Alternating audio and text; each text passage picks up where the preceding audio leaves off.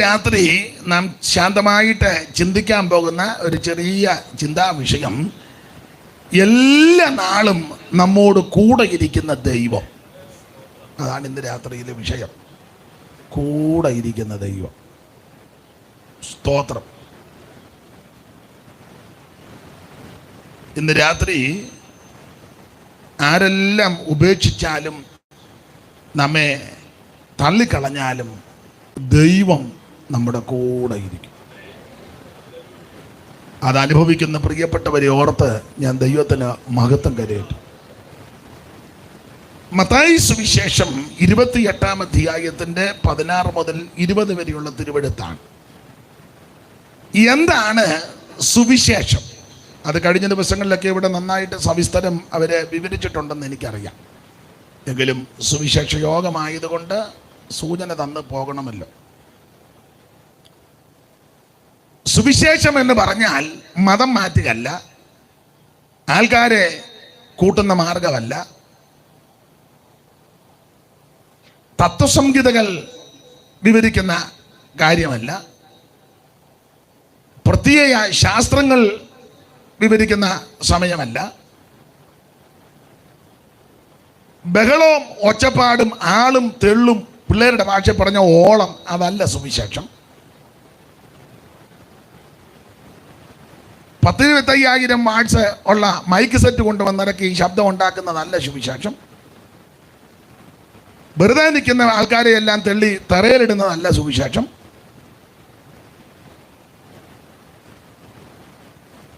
ഒച്ചപ്പാടും ബഹളവും ഉണ്ടാക്കുന്നതല്ല സുവിശേഷം.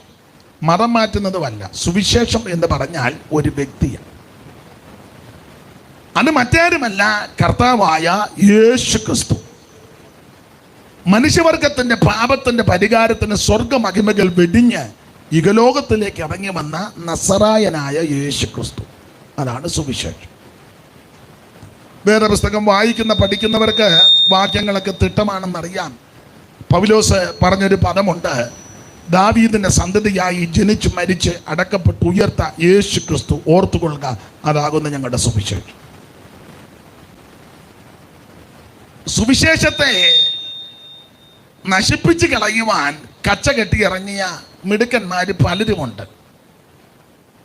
ഒറ്റവാക്കി പറഞ്ഞ ഭാഗപ്പെടാൻ കച്ച അഴിഞ്ഞതല്ലാതെ സുവിശേഷത്തിന് ഒരു കോട്ടവും വന്നിട്ടില്ല. ഇപ്പോൾ മാധ്യമങ്ങൾ, ദൃശ്യമാധ്യമങ്ങളിലും മറ്റ് മാധ്യമങ്ങളിൽ കൂടിയെല്ലാം ഈ സുവിശേഷത്തെ അവഹേളിക്കുന്ന, അതിന് ക്ഷീണം വരുത്തുമെന്ന് തോന്നുന്ന വിധത്തിലുള്ള പല പ്രവൃത്തികളും ചെയ്വനുകളുമുണ്ട്. അതൊന്നും സുവിശേഷത്തിനെ ബാധിക്കുകയല്ല. അതൊരു സൈഡിൽ കൂടെ പോകും, ഇത് അതിൻ്റെ നേരെ അങ്ങ് പോകും. ഇനി നിങ്ങൾ ഈ കേൾക്കുന്നവരെല്ലാം പിന്മാറിപ്പോയാലും സുവിശേഷത്തിനൊരു കുഴപ്പവും വരികയല്ല. കേരളത്തിലുള്ള ക്രിസ്ത്യാനികള് അല്ലെങ്കിൽ ഈ വേദപുസ്തകം വിശ്വസിക്കുന്നവർ മൊത്തം ചത്തുപോയാലും സുവിശേഷത്തിന് കുഴപ്പമൊന്നും വരികയല്ല. ഇന്ത്യയിലുള്ള ഈ ക്രിസ്തു മാർഗക്കാർ മുഴുവൻ ഇനി അങ്ങ് ചുട്ട് കത്തിക്കുകയാണെന്ന് വിചാരിക്കുക, സുവിശേഷത്തിന് കുഴപ്പമൊന്നും വരികയല്ല. എല്ലാവരും ഒരു പരുവക്കേടിയിരിക്കുന്നത്.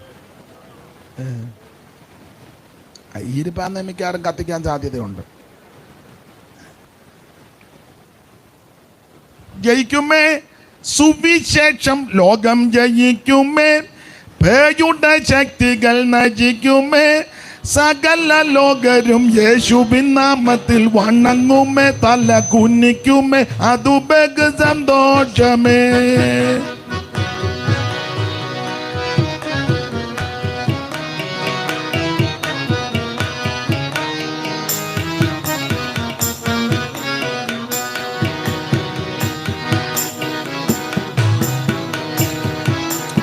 ഇടിക്കണം പേയിൻ കോട്ട നാം ഇടിക്കണം, ജാതി ഭേദങ്ങൾ മുടിക്കണം, സ്നേഹത്തിൻ കൊടി പിടിക്കണം, യേശുരാജന്റെ സുവിശേഷ കൊടി ഘോഷത്തോടുയർത്തിയിടണം. നാം ജയിക്കുമേ സുവിശേഷം, ലോകം ജയിക്കുമേ, പേയുടെ ശക്തികൾ നശിക്കുമേ, സകല ലോകരും യേശുവിൻ നാമത്തിൽ വണങ്ങുമേ, തല കുനിക്കുമേ, അതു ബഹു സന്തോഷമേ.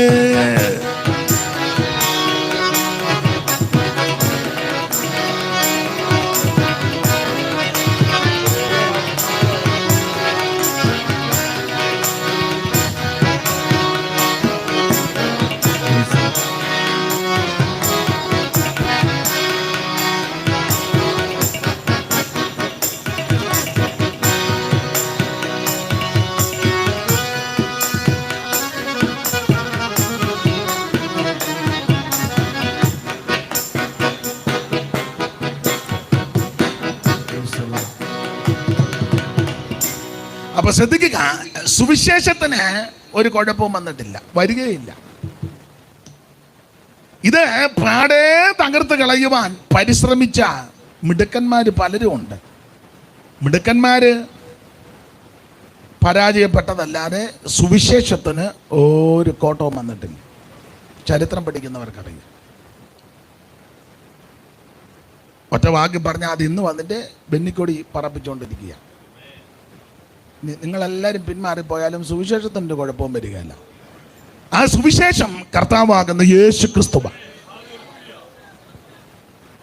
അന്നേരം ചിലരിപ്പോൾ പറയും, നിങ്ങളുടെ കൂടെ വന്ന പുള്ളിയാന്നല്ല, ഇപ്പം ഞങ്ങളുടെ കൂടെ വന്നല്ല. അങ്ങനെ ഇനി ഇതിനകത്തിരിക്കുന്ന പലരും വരാനുണ്ട്. സൂചേട്ടത്തിന് കുഴപ്പം വല്ലതും വരും. നിങ്ങളുടെ കൂടെ ആയിരുന്നല്ലേ പുള്ളി? ഞങ്ങളുടെ കൂടെ അങ്ങനെ പലരും ഉണ്ടായിരുന്നവർ, കുറച്ച് പേര് പോയി, ഇനിയും കുറച്ച് പേര് പോകാൻ ഇതിനകത്തിരിപ്പുണ്ട്. നോട്ടം ഇരിപ്പം കണ്ടിട്ട് മിക്കവാറും ഈ കൺവെൻഷൻ കഴിയുമ്പോൾ പോകാൻ സാധ്യതയുണ്ട്. അല്ലെങ്കിൽ നേരത്തെ പോകുന്നതായിരിക്കും കുറച്ചുകൂടെ നല്ലത്. സുവിശേഷത്തിന് ഒരു കുഴപ്പവും വരികയില്ല. സ്തോത്രം. സുവിശേഷം വന്നതാണല്ലോ സ്ഥിതിക്ക് മാറ്റമുണ്ടായത്, ഇല്ലേ? എല്ലാ ഇടങ്ങളിലും പറയുന്ന കാര്യം, ഒന്ന് രണ്ട് കാര്യം വീണ്ടും ഒന്ന് ആവർത്തിക്കുക. കാരണം സുവിശേഷ യോഗമായതുകൊണ്ടാണ്. എന്നോട് ബന്ധപ്പെട്ട് പറയാം, എൻ്റെ വല്യപ്പൻ്റെ അപ്പന്, അങ്ങനെ അങ്ങ് ചിന്തിച്ചു, എൻ്റെ വല്യപ്പൻ്റെ അപ്പന് പണ്ട് മെയിൻ റോഡിൽ കൂടെ നടക്കാനൊക്കത്തില്ലായിരുന്നു കേരളത്തിൽ. സ്തോത്രം. നിങ്ങൾക്ക് മനസ്സിലാകുന്നുണ്ടായിരിക്കും. എന്താ? അയിത്തമുള്ള കാലമായിരുന്നു. പട്ടിക്ക് വഴിയെ കൂടെ നടക്കാം, മനുഷ്യന് നടക്കാൻ മേല. ഇപ്പം അന്ന് പട്ടി ഊടുപാട് കടിക്കുക എല്ലാത്തിനും. മനുഷ്യനെ തല്ലിക്കൊന്നാൽ ആരും ചോദിക്കുകയില്ല, പട്ടിയെ തല്ലിക്കൊന്നാൽ അന്നേരം കേസാ. കടി കൊള്ള, എല്ലാവരും കടി കൊള്ളല്ല. ഇപ്പം എന്നാ ചെയ്യുന്നു? അപ്പൊ ഒരു കാലത്ത് പട്ടിക്ക് വഴിയിൽ കൂടി നടക്കാം, യഥേഷ്ടം വിഹരിക്കാം, മനുഷ്യന് നടക്കാൻ വേണ്ട. മേലാളന്മാർ വരുമ്പോൾ റോഡിൽ കൊണ്ടൊന്ന് നടക്കാൻ ഒക്കുകയല്ല, ശബ്ദമൊക്കെ ഉണ്ടാക്കും. ഹോയ് ഹോയ്, വിടാന്നെടുത്ത് തോട്ടിച്ചാടുകയോ വെട്ടുകൊടിക്കകത്ത് വീഴുകയൊക്കെ ചെയ്തോണം. കുട്ടനാട് സൈഡാന്നെ പോളക്കകത്ത് ചാടും തോട്ടിലേ. അവരെല്ലാം പോയി കഴിയുമ്പോഴേ പതുക്കെ എല്ലാം നടക്കാനും ഒക്കെ ഒക്കുള്ളൂ. ഇതുപോലെ വെള്ള വസ്ത്രം ധരിക്കാനൊക്കത്തില്ല. അത് ചെളി വരട്ടിയേച്ച് കരി തേച്ചേച്ചേ ധരിക്കാൻ പറ്റുള്ളൂ. വെള്ള വസ്ത്രമൊക്കെ അവർക്ക് വലിയ പുള്ളിക്കാർക്ക്. പള്ളിക്കൂടത്തിൽ കയറ്റുകയില്ല. സ്തോത്രം. ഓരോ ജാതിക്കും ഇത്ര അടി അകലം വെച്ചിരിക്കുക. വെച്ചിരിക്കുന്ന അടി അതിക്രമിച്ചാൽ വേറെ അടി, അതിന് വേറെ ആളുണ്ട്. അങ്ങനത്തെ കാലമായിരുന്നു. തമ്പുരാക്കന്മാരെ എല്ലാം ചുമന്നുകൊണ്ട് നടക്കണം. പല്ലക്ക്. നിങ്ങൾക്ക് മനസ്സിലാകുന്നുണ്ടോ? കുട്ടനാട് സൈഡിലൊക്കെ ഇവിടെയും അത് വ്യത്യാസമൊന്നുമില്ല. ജോലി ചെയ്താൽ കൂലി കൊടുക്കത്തില്ല. കൂലി ചോദിച്ച് തമ്പുരാക്കന്മാരുടെ മുറ്റത്തൊന്നും ചെല്ലാനൊക്കത്തില്ല.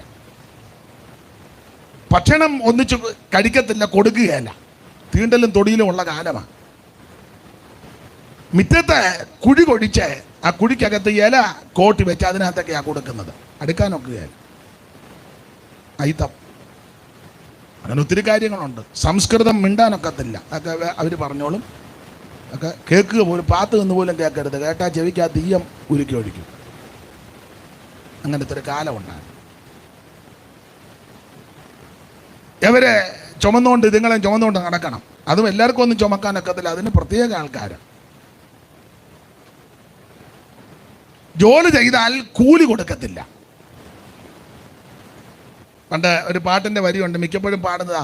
ജോലി ചെയ്തു വിയർപ്പൊഴുക്കി കൂലി ചോദിച്ചാലുടനെ പോകണമെന്നോതുവതും ശരിയോ തെറ്റോ? ജോലി ചെയ്ത് വിയർപ്പൊഴുക്കി കൂലി ചോദിച്ചാലുടനെ പോകണമെന്നോതുവതും ശരിയോ തെറ്റോ? ഇതു ശരിയോ തെറ്റോ?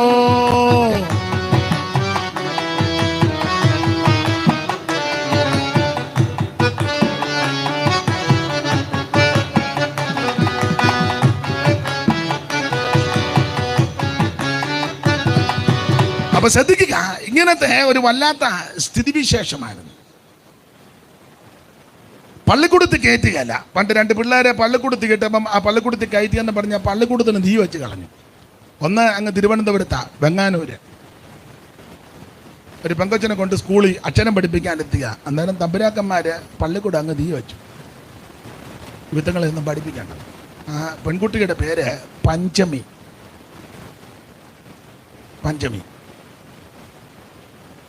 ഞങ്ങൾക്ക് എന്നും പറഞ്ഞാൽ മനസ്സിലാകുകയല്ല. ഇരിപ്പ് കണ്ടില്ലേ, മുഖത്ത് പോലൊരു ഭാഗവത്തി. തീ വെക്കുവോ കത്തിക്കുവോ, നമുക്ക് ഇന്ന് രാത്രി ഒരു വിടുതലുണ്ടാകണം. ഇന്ന് വിടുതലുണ്ടാകുന്നില്ല, നീ ഇത് മര്യാദ കേട്ടു പോകും. ഉമ്മ ഇരുന്ന് കായം കീയാൻ തുള്ളിയാ. അപ്പൊ ഈ പെൺകുട്ടിയെ സ്കൂളിൽ കൊണ്ടിരുത്തി അന്നത്തെ തമ്പുരാക്കന്മാര് സ്കൂളിൽ നിന്ന് തീ വെച്ചു. മധ്യ തിരുവിതാംകൂറിൽ പുല്ലാട് ലഹള, അതിനോട് ബന്ധപ്പെട്ട് അവിടെ ഒരു പയ്യനെ സ്കൂളിൽ കൊണ്ട് ചേർത്തു. പുല്ലാട്ട്, ഇവിടെ കുമ്പനാടിനപ്പുറമാണ് പുല്ലാട്. അന്നും ആ പള്ളിക്കൂടത്തിന് തീ വെച്ചു. ആ പയ്യന്റെ പേര് തേവൻ എന്ന, ടി തേവൻ. പയ്യൻ മിടുക്കനായിരുന്നു. അദ്ദേഹം പിന്നെ നന്നായിട്ട് പഠിച്ചു, മിടുമിടുക്കനായി, ശാസ്ത്രി പട്ടമൊക്കെ ലഭിച്ചു. അദ്ദേഹത്തിൻ്റെ പിൽക്കാലത്തെ പേരാണ് കേശവശാസ്ത്രി. ഇത് ചരിത്രം പഠിച്ചിട്ടുള്ളവർക്കും അത് മനസ്സിലാക്കിയിട്ടവർക്കും ബോധ്യപ്പെടും. ഞാൻ ദൃഷ്ടാന്തമായിട്ട് ചില കാര്യങ്ങൾ സൂചിപ്പിച്ചതാ. ഇങ്ങനെ ആയിരുന്നു ഇവിടുത്തെ സ്ഥിതി. തമ്പുരാക്കന്മാർക്ക് വേണ്ടി പാടത്ത് പണിയെടുക്കണം, രാവിലെ മുതൽ ഇരുട്ടുന്നത് വരെ. കുട്ടനാട് സൈഡാന്നെ 1 കൂലിയാൻ 2 കൂലിയാൻ നെല്ല കൊടുക്കുന്നത്. അത് സന്ധ്യ കഴിയും കിട്ടുമ്പം അത് വീട്ടിൽ കൊണ്ടുവരുമ്പോൾ തന്നെ ഇരുട്ടും. അത് പിന്നെ പഴയ അമ്മമാർ പറഞ്ഞു കണ്ട് വറുത്ത് കുത്തുക. രാത്രിയിൽ വലിയ ഓട്ടുപറ വറക്കും, നെല്ലേ ഓട്ടുപറ വറുത്ത് രാത്രി അത് കുത്തി പാറ്റി പെറുക്കി കഞ്ഞിയൊക്കെ വെച്ച് കഴിയുമ്പം പാതിരാത്രിയാകും. അപ്പം ചെറിയ കുഞ്ഞുങ്ങളെല്ലാം കിടന്നുറങ്ങും. പിന്നെ തല്ലി എഴുന്നേപ്പിച്ച് ഇച്ചിരി കഞ്ഞിവെള്ളവും കഞ്ഞിയൊക്കെ കൊടുത്ത് അങ്ങനെ വളർത്തിയത്. അങ്ങനത്തെ കാലമായിരുന്നു. മനസ്സിലാകുന്നുണ്ടോ? പിന്നെ അതിരാവിലെ എഴുന്നേറ്റ് തമ്പുരാക്കന്മാർക്ക് പണിയാൻ പോണം. അവരെ തോളെ ചുമ്മിക്കൊണ്ട് അതെല്ലാം ഇങ്ങനെ കിടക്കുകയല്ലയോ, അതിനെല്ലാം ചുമ്മിക്കൊണ്ട്. പാട്ടൊക്കെ എനിക്ക് വരുന്നുണ്ട്, ഞാൻ പിന്നെ അങ്ങ് അടങ്ങുക. 2-3 ദിവസമായിട്ട് കഫത്തിൻ്റെ ബുദ്ധിമുട്ടുണ്ടായിരുന്നു, അതിൻ്റെ പ്രയാസമുണ്ട്. പണ്ട് നാടുവാഴി തമ്പുരാക്കൾക്കായി നമ്മൾ തണ്ടുവലിച്ചേ മണി മഞ്ചം ചുമന്ന്. പാട്ടുകാർ പണ്ട് പാടിയ പാട്ടാ. പണ്ട് നാടുവാഴി തമ്പുരാക്കൾക്കായി നമ്മൾ തണ്ടുവലിച്ചേ മണി മഞ്ചം ചുമന്ന്.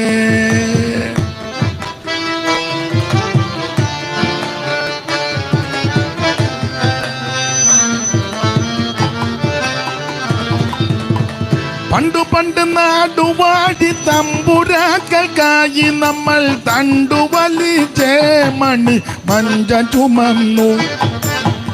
പെറ്റമണ്ണിൽ പണിയെടുത്തു ചത്തൊടുങ്ങിയ തലമുറതൻ അസ്ഥികൾ തോറും പൂത്ത പൂക്കളല്ലോ നാം.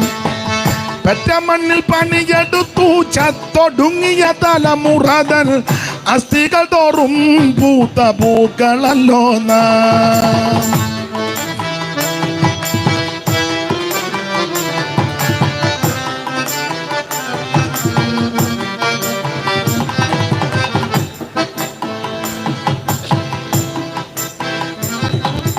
അപ്പൊ ശ്രദ്ധിക്കുക, ഇങ്ങനത്തെ ഞാൻ അങ്ങനെ പാടി പ്രസംഗിച്ചാൽ ആ റൂട്ടിൽ അങ്ങ് പോകും. പിന്നെ പോയി കഴിയുമ്പോൾ നിങ്ങൾ പറയും, ഓ മത്തായി സുവിശേഷത്തിൽ നിന്ന് വായിച്ചെങ്കിലും പുള്ളി വേറെ ഏതാണ്ടെല്ലാം പറഞ്ഞേച്ചാ പോയത്. അപ്പോൾ ഇതെല്ലാം കൂടെ കണക്കിലെടുക്കണം. അല്ലെങ്കിൽ നിങ്ങൾ എന്തെങ്കിലും പറയും, ഇരിപ്പ് കാണുമ്പോൾ എനിക്കറിയാം. അപ്പോൾ അതുകൊണ്ട് എടുത്ത വാക്യത്തോടും കൂറ് പുലർത്തി വരണമല്ലോ. എന്തായാലും കൊള്ളാം, ഇങ്ങനത്തെ വല്ലാത്തൊരു കാലമായിരുന്നു കേരളത്തിൽ, ഇന്ത്യയിലും ഇതൊക്കെ മൊത്തം സ്ഥലങ്ങളിൽ. അപ്പൊ ഇതിന് മാറ്റം വരുത്തിയത് തീർത്ത് പറയട്ടെ സുവിശേഷം വന്നതുകൊണ്ടാണ്. അതിന് അങ്ങനൊന്നും അല്ല ഹല്ലേലൂയ പറയണ്ടേ. ഏമ്പക്കം വിടുമ്പോൾ അന്ന് ഹല്ലേലൂയ പറയുന്നത്. ഇതിനെല്ലാം മാറ്റം വന്നത് സുവിശേഷം എത്തിയത് കൊണ്ടാണ്. രണ്ടക്ഷരം കൂട്ടി വായിക്കാൻ എനിക്കും നിങ്ങൾക്കും ഇടവരുത്തിയത് സുവിശേഷം വന്നത് കൊണ്ടാണ്.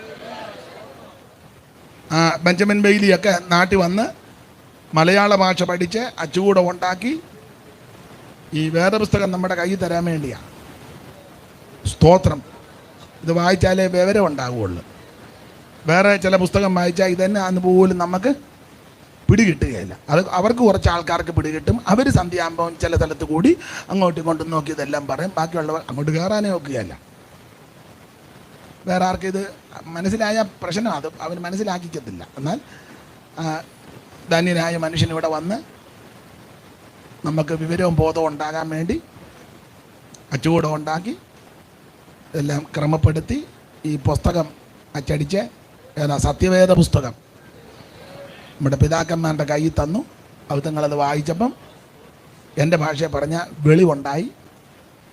മനസ്സിലായോ? അങ്ങനെ അക്ഷരം പഠിക്കാനിടയായത്. സ്തോത്രം.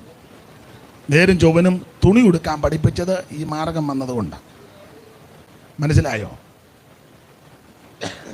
അങ്ങനെ ഒത്തിരി കാര്യങ്ങളുണ്ട്. ആ ഭാഗത്തേക്ക് ഇന്ന് പോകുന്നില്ല.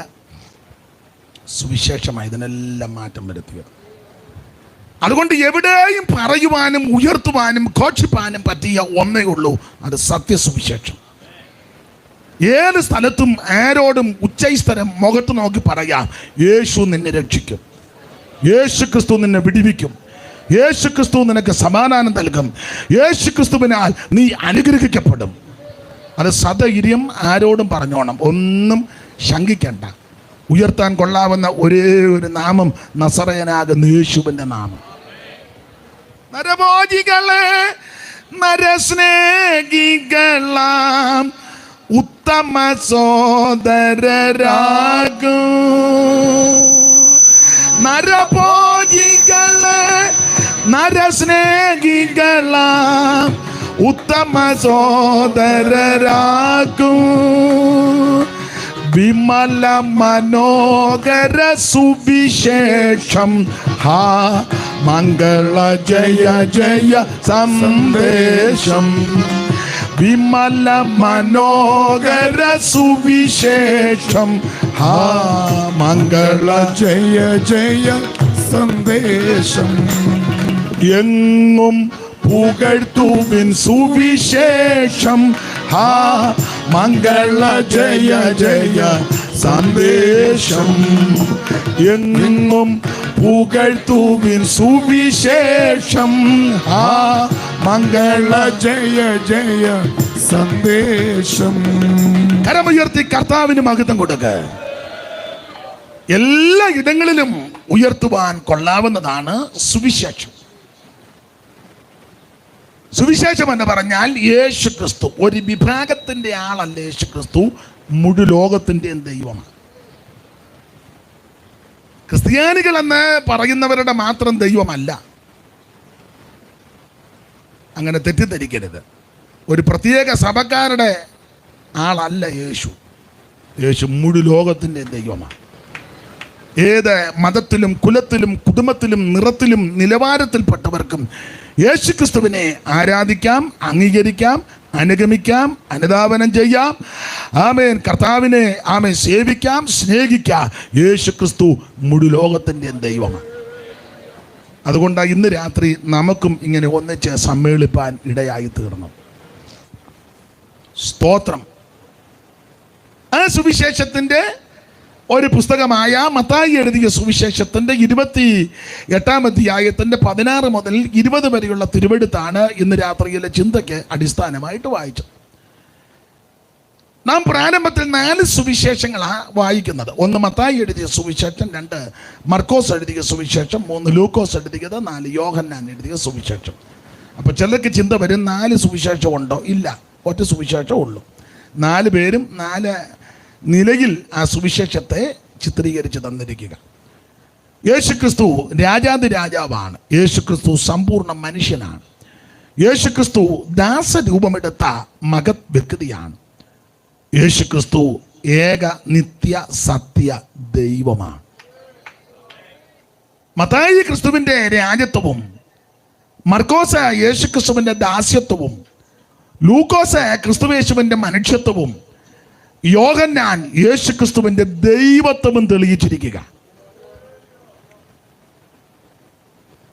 ഈ മത്തായി സുവിശേഷം എഴുതിയിരിക്കുന്നത് കൂടുതലും യഹൂദന്മാരെ ഉദ്ദേശിച്ച, യഹൂദന്മാരെ ഉന്നം വെച്ച, അതാ നല്ലത്, യഹൂദന്മാരെ ഉന്നം വെച്ച്. അങ്ങനെ ഇന്നും ചിലരെ ഉന്നം വെച്ച് വേല ചെയ്യുന്നവരുണ്ട്. പറയത്തില്ല നമുക്ക് ഈ ഏരിയയിൽ പോകാം, അത് നമ്മുടെ ആൾക്കാരാ, സഭയിൽ അവർ വരുന്നതായിരിക്കും, കുറച്ചുകൂടെ മിണ്ടുന്നില്ല, ഓ ഒന്നും അറിയാൻ മേല, അല്ല വിളവന്മാരാ, എന്നിട്ടൊന്നും അറിയാൻ മേലാതെ, അമ്മാമേ നമുക്ക് ഈ ഏരിയയിൽ പോകാം, അത് നമ്മുടെ ആൾക്കാരാ, അപ്പം വരിക എന്നേ അവര് ഒന്നും അറിയാൻ മേല, അങ്ങനെ ഉന്നം വെക്കുന്ന ആൾക്കാരുണ്ട്. അപ്പൊ ഈ മത്തായി യഹൂദന്മാരെ ഉന്നം അതാരാ ഇരുട്ടത്തിരിക്കുന്നത്,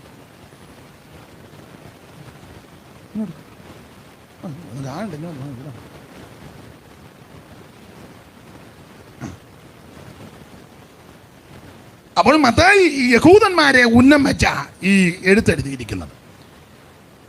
യഹൂദന്മാര് അടയാളം ചോദിക്കുന്നവരാ. അപ്പൊ ധാരാളം അടയാളങ്ങൾ ആ പുസ്തകത്തിൽ രേഖപ്പെടുത്തിയിട്ടുണ്ട്.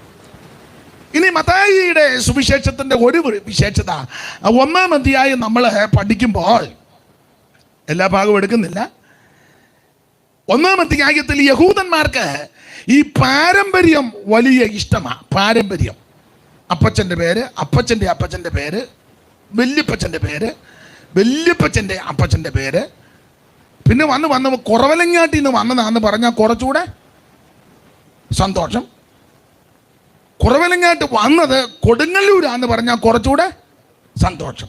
അത് ഇങ്ങനെ ഒരു ചെറിയ പരിവക്കേടുണ്ട്.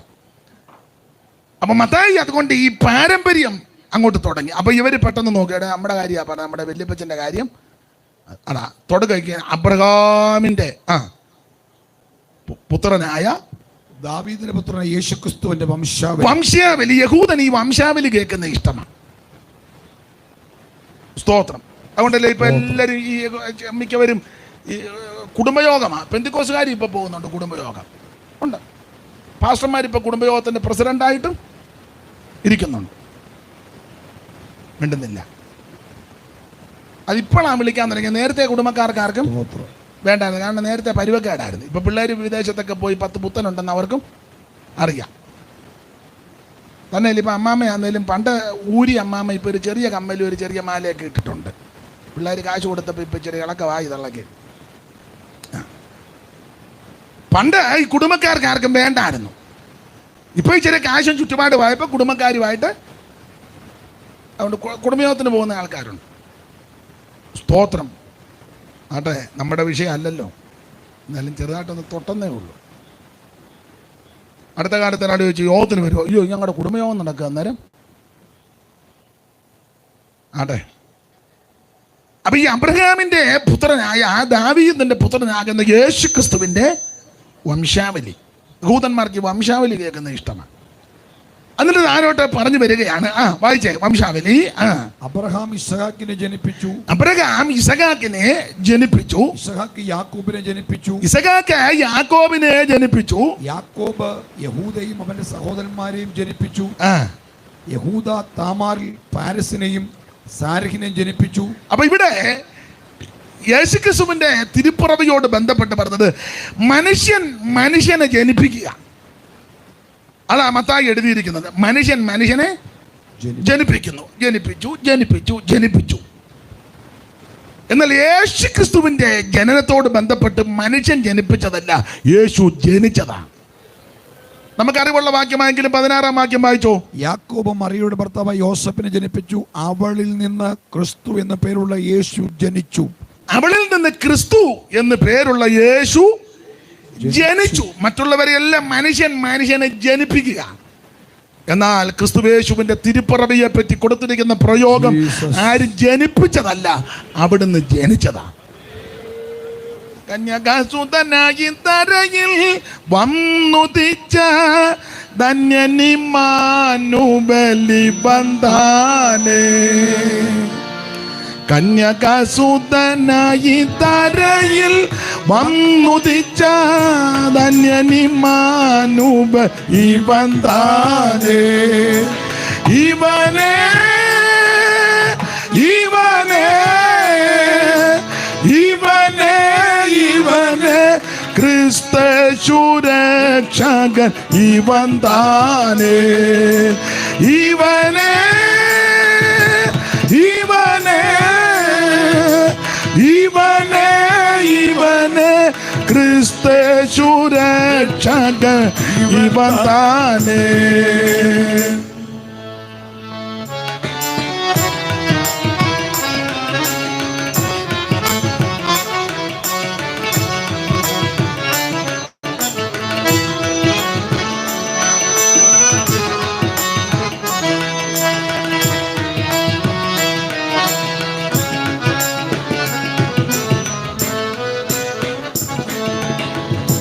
അതിൽ പറുദീസിൽ നാഥൻ വാക്കു ചൊന്ന നാരികിൻ സന്തതി ഇവൻ താനേ.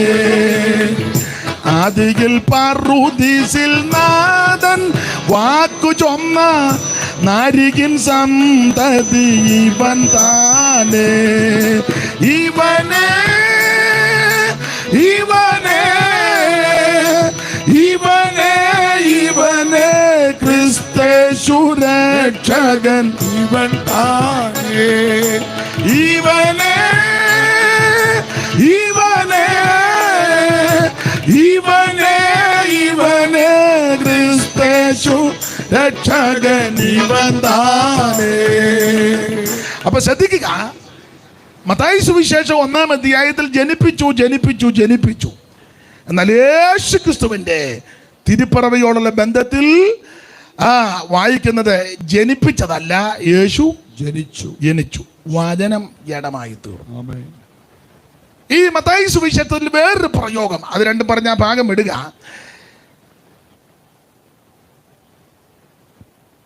മനുഷ്യൻ ജനിച്ചു കഴിഞ്ഞ് നാളുകൾ കഴിഞ്ഞാണ് രാജാവായിട്ട് അവരോധിക്കുന്നത്, അല്ല രാജാവാകുന്നത്.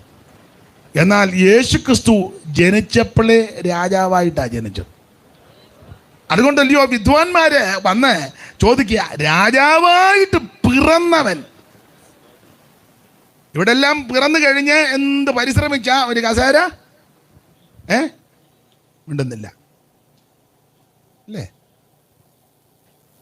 എന്ത് സൂത്രങ്ങളും തന്ത്രങ്ങളും ഒക്കെ വെച്ച ഒരു കസേര തന്നിലിപ്പോൾ കസേര ഇരിക്കാനും ഒക്കത്തില്ല. പെണ്ണുങ്ങളെല്ലാം രംഗത്തിറങ്ങിയിരിക്കുക,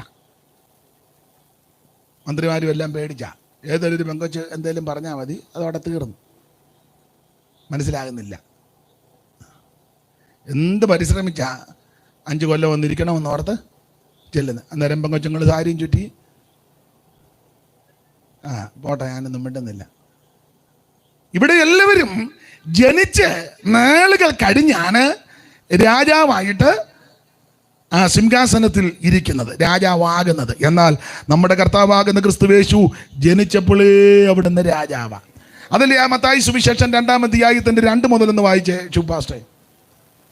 യഹൂദന്മാരുടെ രാജാവായി പിറന്നവൻ എവിടെ?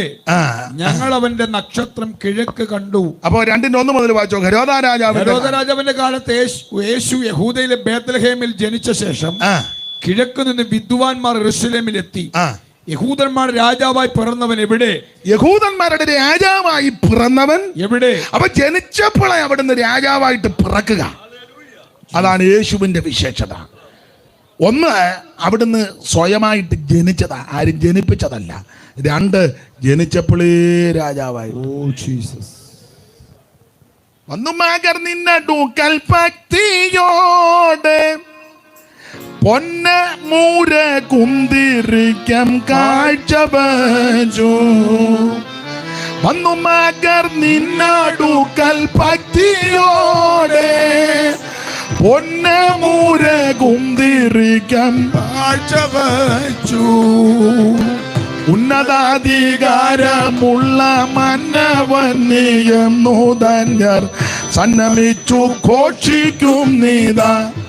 നിശങ്കമായി സിയോൻ മണവാട്ടി ശ്രീ നരപതിയേ സിയോൻ മണവാളനേ, ശ്രീ നരപതിയേ സിയോൻ മണവാളനേ, നാശപാത്രമായ ലോകം ആകെ ഉദ്ധരിപ്പതിന് കന്യകയിൽ ജാതനായി വന്ന ശ്രീ നരപതിയേ സിയോൻ മണവാളനേ, ശ്രീ നരപതിയേ സിയോൻ മണവാളനേ. അപ്പൊ ശ്രദ്ധിക്കുക, ഈ ഇടയ്ക്കിടയ്ക്ക് ഈ രണ്ട് വരി പാടും. ഈ പാട്ടിനകത്തും ദൂത. അത് പാട്ട് കേട്ട് ഗ്രഹിക്കുന്നവർക്കറിയാം. പ്രസംഗത്തെക്കാളും കുറച്ചുകൂടെ എഫക്റ്റാ പാട്ട്. ഇപ്പോഴത്തെ പാട്ടല്ല. ഇപ്പോഴത്തെ പാട്ട് ഞാൻ അങ്ങോട്ട് ചെന്ന പേശി ഇങ്ങോട്ട് വന്ന് ഞങ്ങൾ തമ്മിൽ കണ്ടല്ലോ ഡിൻ ഡിൻ ഡിൻ, ആ പാട്ടല്ല. തീ പോലെ ഇറങ്ങണേ, ആൾക്കാർ യോഗത്തിന് എഴുന്നേറ്റ് ഓടും. ഇവിടെ തീ വരിക എന്നാൽ പിന്നെ ഇരുന്നിട്ടും അങ്ങനത്തെ പാട്ടൊന്നും അല്ല. പിന്നെ ഇപ്പം എന്തോ പറയാനാന്നോ പ്രവർത്തിക്കാനാന്നോ എന്നാ ചെയ്യാനാ ഇങ്ങനെയൊക്കെ ആയാ നമ്മളിപ്പോൾ എന്നാ ചെയ്യാനാ? സ്തോത്രം. അങ്ങനത്തെ പാട്ടൊന്നുമല്ല. സ്തോത്രം. ഇത് തലയ്ക്കകത്ത് ആളതാമസം ഉള്ളവർക്ക് മനസ്സിലാകും പാടുന്നത് തന്നെയാണ്. പത്രോ പറയുന്നത് ഇതിനകത്ത് ആരിലും വേണം ഇതിനകത്ത്. അപ്പൊ ഈ പാട്ടിനകത്ത് അത് മെസ്സേജാണ്. അപ്പൊ എന്തായാലും കൊള്ളാം, ക്രിസ്തുവേശു ആരും ജനിപ്പിച്ചതല്ല, അവിടുന്ന് സ്വയം ജനിച്ചവനാ. അവിടുന്ന് രാജാവായിട്ടാ പിറന്നത്. അവിടുത്തെ ആരും രാജാവാക്കിയതല്ല, അവിടുത്തെ പിറവി തന്നെ രാജാവായിട്ട്. മത്തായി സുവിശേഷം അങ്ങനെയാ തുടങ്ങുന്നത്. ആ കർത്താവാകുന്ന യേശു ക്രിസ്തു മറിയത്തിന്റെ ഉദരത്തിൽ ഉരുവായി. ആ മാന്യ വനിത, ആ മാന്യ സ്ത്രീ, സ്ത്രീകളിൽ അനുഗ്രഹിക്കപ്പെട്ടവൾ, ആ നല്ല അമ്മ യേശു കർത്താവിനെ ഉദരത്തിൽ പേറി. പ്രസവകാലം തികഞ്ഞു. ആദ്യജാതനെ പ്രസവിച്ചു. അപ്പം വേറെ ജാതൻ അമ്മയ്ക്ക് പിന്നീട് ഉണ്ടായിട്ടുണ്ട്. ഏകജാതൻ എന്ന് കൊടുത്തിരുന്നെങ്കിൽ നമുക്ക് അനുമാനിക്കാം അമ്മയ്ക്ക് വേറെ മക്കളില്ല, അമ്മയ്ക്ക് വേറെ മക്കളുണ്ട്. ഇപ്പം അവര് തെളിയിക്കുന്ന സദസ്സല്ലല്ലോ ഇത്. ആദ്യജാതനെ ആ അമ്മ പ്രസവിച്ചു. ക്ഷീരകൾ ചുറ്റി. വേറെങ്ങി ഇടമില്ലാഞ്ഞത് കൊണ്ട് പശുത്തൊട്ടിയിൽ കിടത്തി. പശുത്തൊട്ടിയിലല്ല പ്രസവിച്ചത്. പശുത്തൊട്ടിയിലാണെന്നും പറഞ്ഞ് തൊട്ടിയും കൂടും ഉണ്ടാക്കി, പുൽക്കൂടും എല്ലാം ഉണ്ടാക്കി, ചെറിയ ചെറിയ സാധനമെല്ലാം വെച്ച് നക്ഷത്രമെല്ലാം തൂക്കി. നീ മെനക്കെടരുത്, ഉണ്ടാക്കുന്നതിന് എതിരൊന്നുമില്ല. അവിടെ ഒന്നും അല്ല യേശുവിനെ പ്രസവിച്ചത്. പിന്നെ എങ്ങ് ഇടം കിട്ടാഞ്ഞപ്പോൾ അവിടെ കൊണ്ട് കിടത്തിയെന്നേ ഉള്ളൂ. അപ്പോൾ വിദ്വാൻമാരും ആട്ടിടയന്മാരും ഒക്കെ ആട്ടിടയന്മാർ വന്ന് കണ്ട് വീണ് വണങ്ങി അവനെ നമസ്കരിച്ചു. ആ ഭാഗത്തേക്ക് ഞാൻ പിന്നെ വരുന്നുണ്ട്, അതുകൊണ്ട് ഇപ്പം തൊടുന്നില്ല. നമ്മുടെ കർത്താവ് വളർന്നു. പള്ളിയിൽ പോകുമായിരുന്നു. ദൈവവചനം വായിക്കുകയും പിന്നീട് പ്രസംഗിക്കുകയും ചെയ്തു. നാടെങ്ങും അവിടുന്ന് നന്മ സുവിശേഷിച്ചു. 12-ാമത്തെ വയസ്സിൽ യെരുശലേം വലിയ പള്ളിയിൽ ചെന്ന് മാതാപിതാക്കൾ തന്നെ മറന്ന് അവർ തിരിച്ചു പോന്നു. നമ്മുടെ കർത്താവ് അവിടെ മത നേതാക്കന്മാർ ശാസ്ത്രിമാരുമൊക്കെ ആയിട്ടിരുന്ന് ഭാഷണം നടത്തി. അവരെല്ലാം പിന്നത്തേതിൽ പറഞ്ഞു, അയ്യോ ഈ ജ്ഞാനം എവിടുന്ന് കിട്ടിയെന്നാ ചോദിച്ചു. സ്തോത്രം. അവിടുന്ന് സർവജ്ഞാനിയാണ്. പിന്നെ വന്ന് മാതാപിതാക്കൾക്ക് കീഴടങ്ങിയിരുന്നു. അല്ലാതെ ഇന്ത്യയിലും വന്നില്ല, കാശ്മീരിലും വന്നില്ല. വന്ന് നീ ഇവിടെ കിടന്ന് ബഹളം ഉണ്ടാക്കരുത്.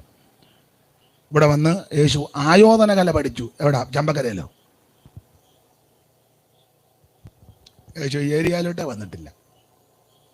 ലഡാക്കിലും വന്നില്ല, കാശ്മീരിലും വന്നില്ല, മലയുടെ സൈഡിലെങ്ങും വന്ന് നിന്നില്ല. ഇവിടുത്തെ ഒന്നും പഠിച്ചില്ല. സ്തോത്രം. യേശു അവിടെ തന്നെ ഉണ്ടായിരുന്നു. മാതാപിതാക്കൾക്ക് കീഴടങ്ങിയിരുന്നു. എന്നിട്ട് വേറൊരു പറയുന്നുണ്ട്, പതിവ് പോലെ ദൈവാലയത്തിൽ. അതിനിടയ്ക്ക് അങ്ങനെ ഇന്ത്യ വരുന്നത്. ഇന്നായിരുന്നേ നമുക്കൊക്കെ രാവിലത്തെ ഫ്ലൈറ്റിന് വന്ന് ചോദിച്ചു, ഉച്ചക്കത്തെ ഫ്ലൈറ്റിന് തിരിച്ച്. ഇന്നാന്നെ പിന്നെ നമുക്ക് വിശ്വസിക്കാം, അന്ന് ഫ്ലൈറ്റ് പോയിട്ട് കാളവണ്ടി പോലും ഇല്ല. അപ്പൊ യേശു അവിടെ തന്നെ ഉണ്ടായിരുന്നു.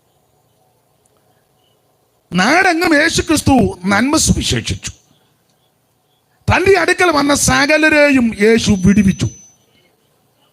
10 കുഷ്ഠരോഗി 9 നന്ദിയില്ല, പക്ഷെ നന്ദി ഇല്ലാത്തവന് നന്മ ചെയ്തവനാ ക്രിസ്തു. അമ്മയ്ക്ക് ഏകജാതന മരിച്ച് മഞ്ചോവായിട്ട് ഇങ്ങോട്ട് വരിക. യേശു മഞ്ചത്തെ തൊട്ടു, ചെറുക്കൻ ചാടി എഴുന്നേറ്റു, അമ്മയ്ക്ക് ഏൽപ്പിച്ചു കൊടുത്തേച്ച് യേശു അങ്ങ് പോയി. ഇന്നത്തെ രോഗശാന്തി വരെ പ്രാർത്ഥന അന്നേ അമ്മയെ കണി കാണുകയും പോലും അവനെ കൊടുക്കുകയില്ല, അവനുമായിട്ട് നേരെ അങ്ങ് പോവുള്ളൂ. ക്രൂസൈഡിൽ കഴിഞ്ഞ ദിവസം ഉയർത്തെഴുന്നേറ്റ ബ്രദർ ലൂക്ക,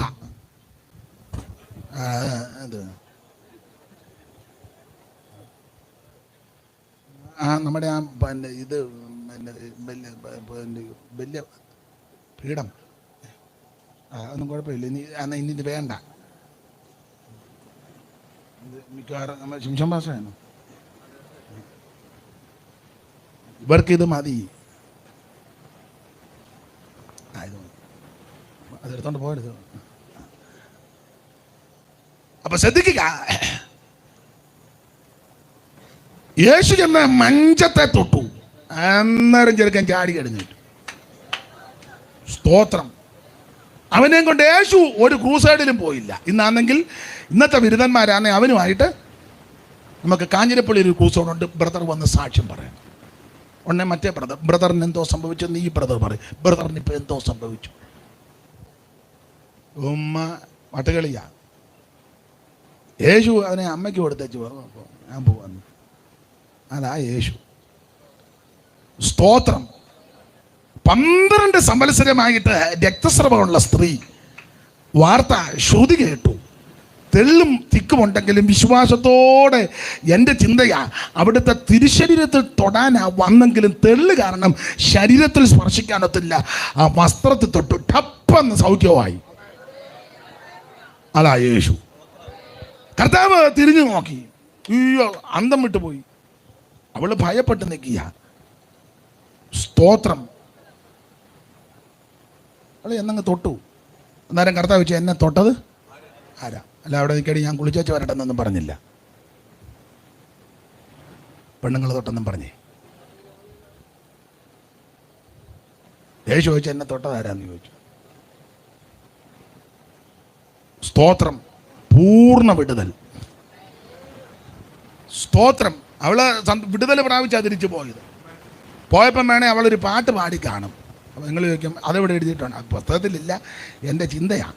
നമ്മൾ ഈ പാട്ടിൻ്റെ ആളായതുകൊണ്ട് അവളങ്ങോട്ട് പോയപ്പോഴേ സ്തോത്രം എല്ലാം മെലിഞ്ഞ് വൈദ്യന്മാർക്ക് മുഴുവൻ കൊടുത്ത് പരുവക്കേടായി അറ്റ കൈക്കാവന്ന് യേശുവിനെ സ്പർശിച്ചത്. പൂർണ്ണ വിടുതലും. സ്തോത്രം. അവൾ തിരിച്ചു പോയപ്പം പാട്ടുമൊക്കെ പാടി കാണും. വേണേ മിക്കവാറും ഈ പാട്ട് പാടാനായിരിക്കും സാധ്യത. വിദ്വാൻകുട്ടിച്ചൻ എഴുതിയത്.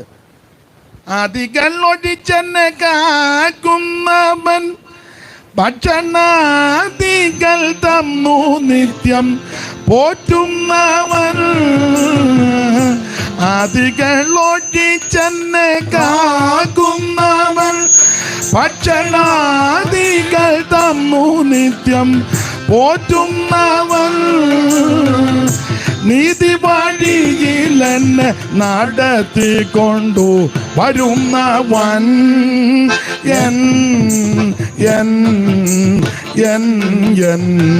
ജീവനായകനെ മനുവേലേ ലേലൻ ജീവനായകനെ മനുവേലേ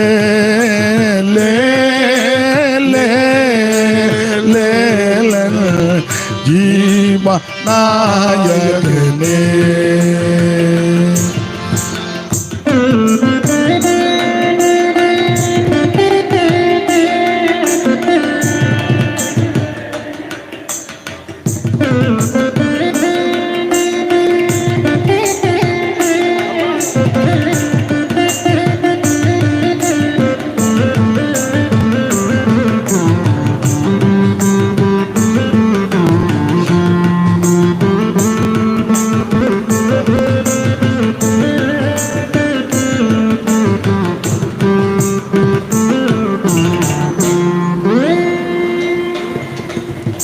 ഞാനവനു അമ്മനെനിക്കവനു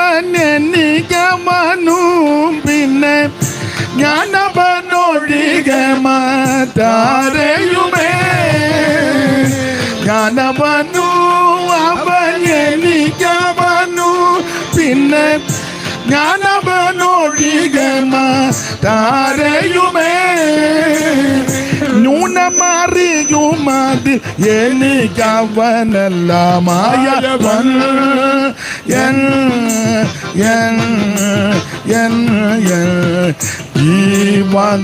ജീവനായകനെ മനുവേലേ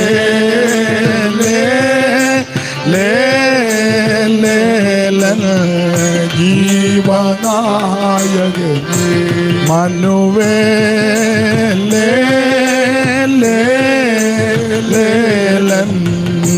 ജീവനായകനെ.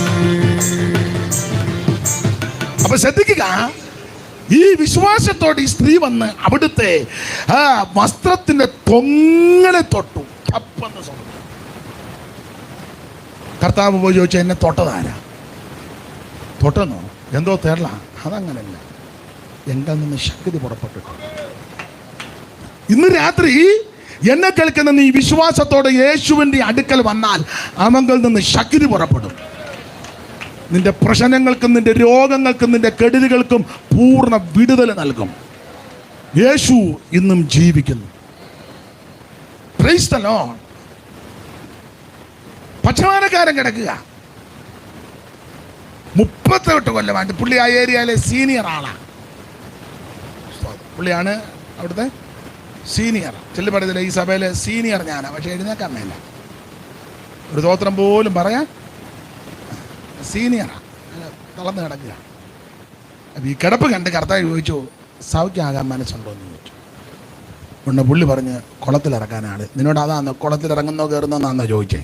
നിനക്ക് സൗഖ്യമാകാൻ. സ്തോത്രം. എല്ലാ ഉപാധികളായി പറയുന്നത്.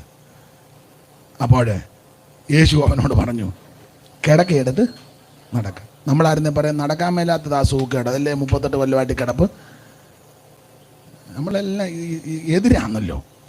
യേശു പറഞ്ഞ കിടക്കയെടുത്ത് നടക്കാൻ. നമ്മളാന്നെ പറയാം, ഗുരു നടക്കാൻ മേലാത്തതായ എൻ്റെ, നീ യേശുവിൻ്റെ വാക്കങ്ങ് വിശ്വസിക്കേ. അന്നേരം അവൻ കിടക്കയെടുത്ത് നടന്നെന്നുള്ളതാണ്. അവനെ യേശു ഒരു ക്രൂസൈഡിലും കൊണ്ടുപോയില്ല. അവൻ്റെ ഫോട്ടോ എടുത്ത് TV-യിൽ കൂടെ കാണിച്ചു വെച്ച്, യേശു വരുന്നുണ്ട്, പുറകെ നമ്മുടെ ആളും വരുന്നുണ്ട്, നിങ്ങളെല്ലാവരും വരണം. സ്തോത്രം. പൂർണ്ണ വിടുതലായി യേശുവിൻ്റെ അടുക്ക വന്നാൽ. നാടെങ്ങും അവിടുന്ന് നന്മ സുവിശേഷിച്ചു. കുഷ്ഠരോഗിയെ അവിടുന്ന് ശുദ്ധമാക്കി. മുടന്തരെ നടത്തി.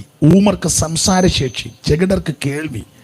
എന്തിനേറെ നാനാവ്യാധികളാലും ബാധകളാലും വലഞ്ഞവരെല്ലാം യേശുവിനാൽ വിടുതൽ പ്രാപിച്ചു. സ്തോത്രം, സ്തോത്രം.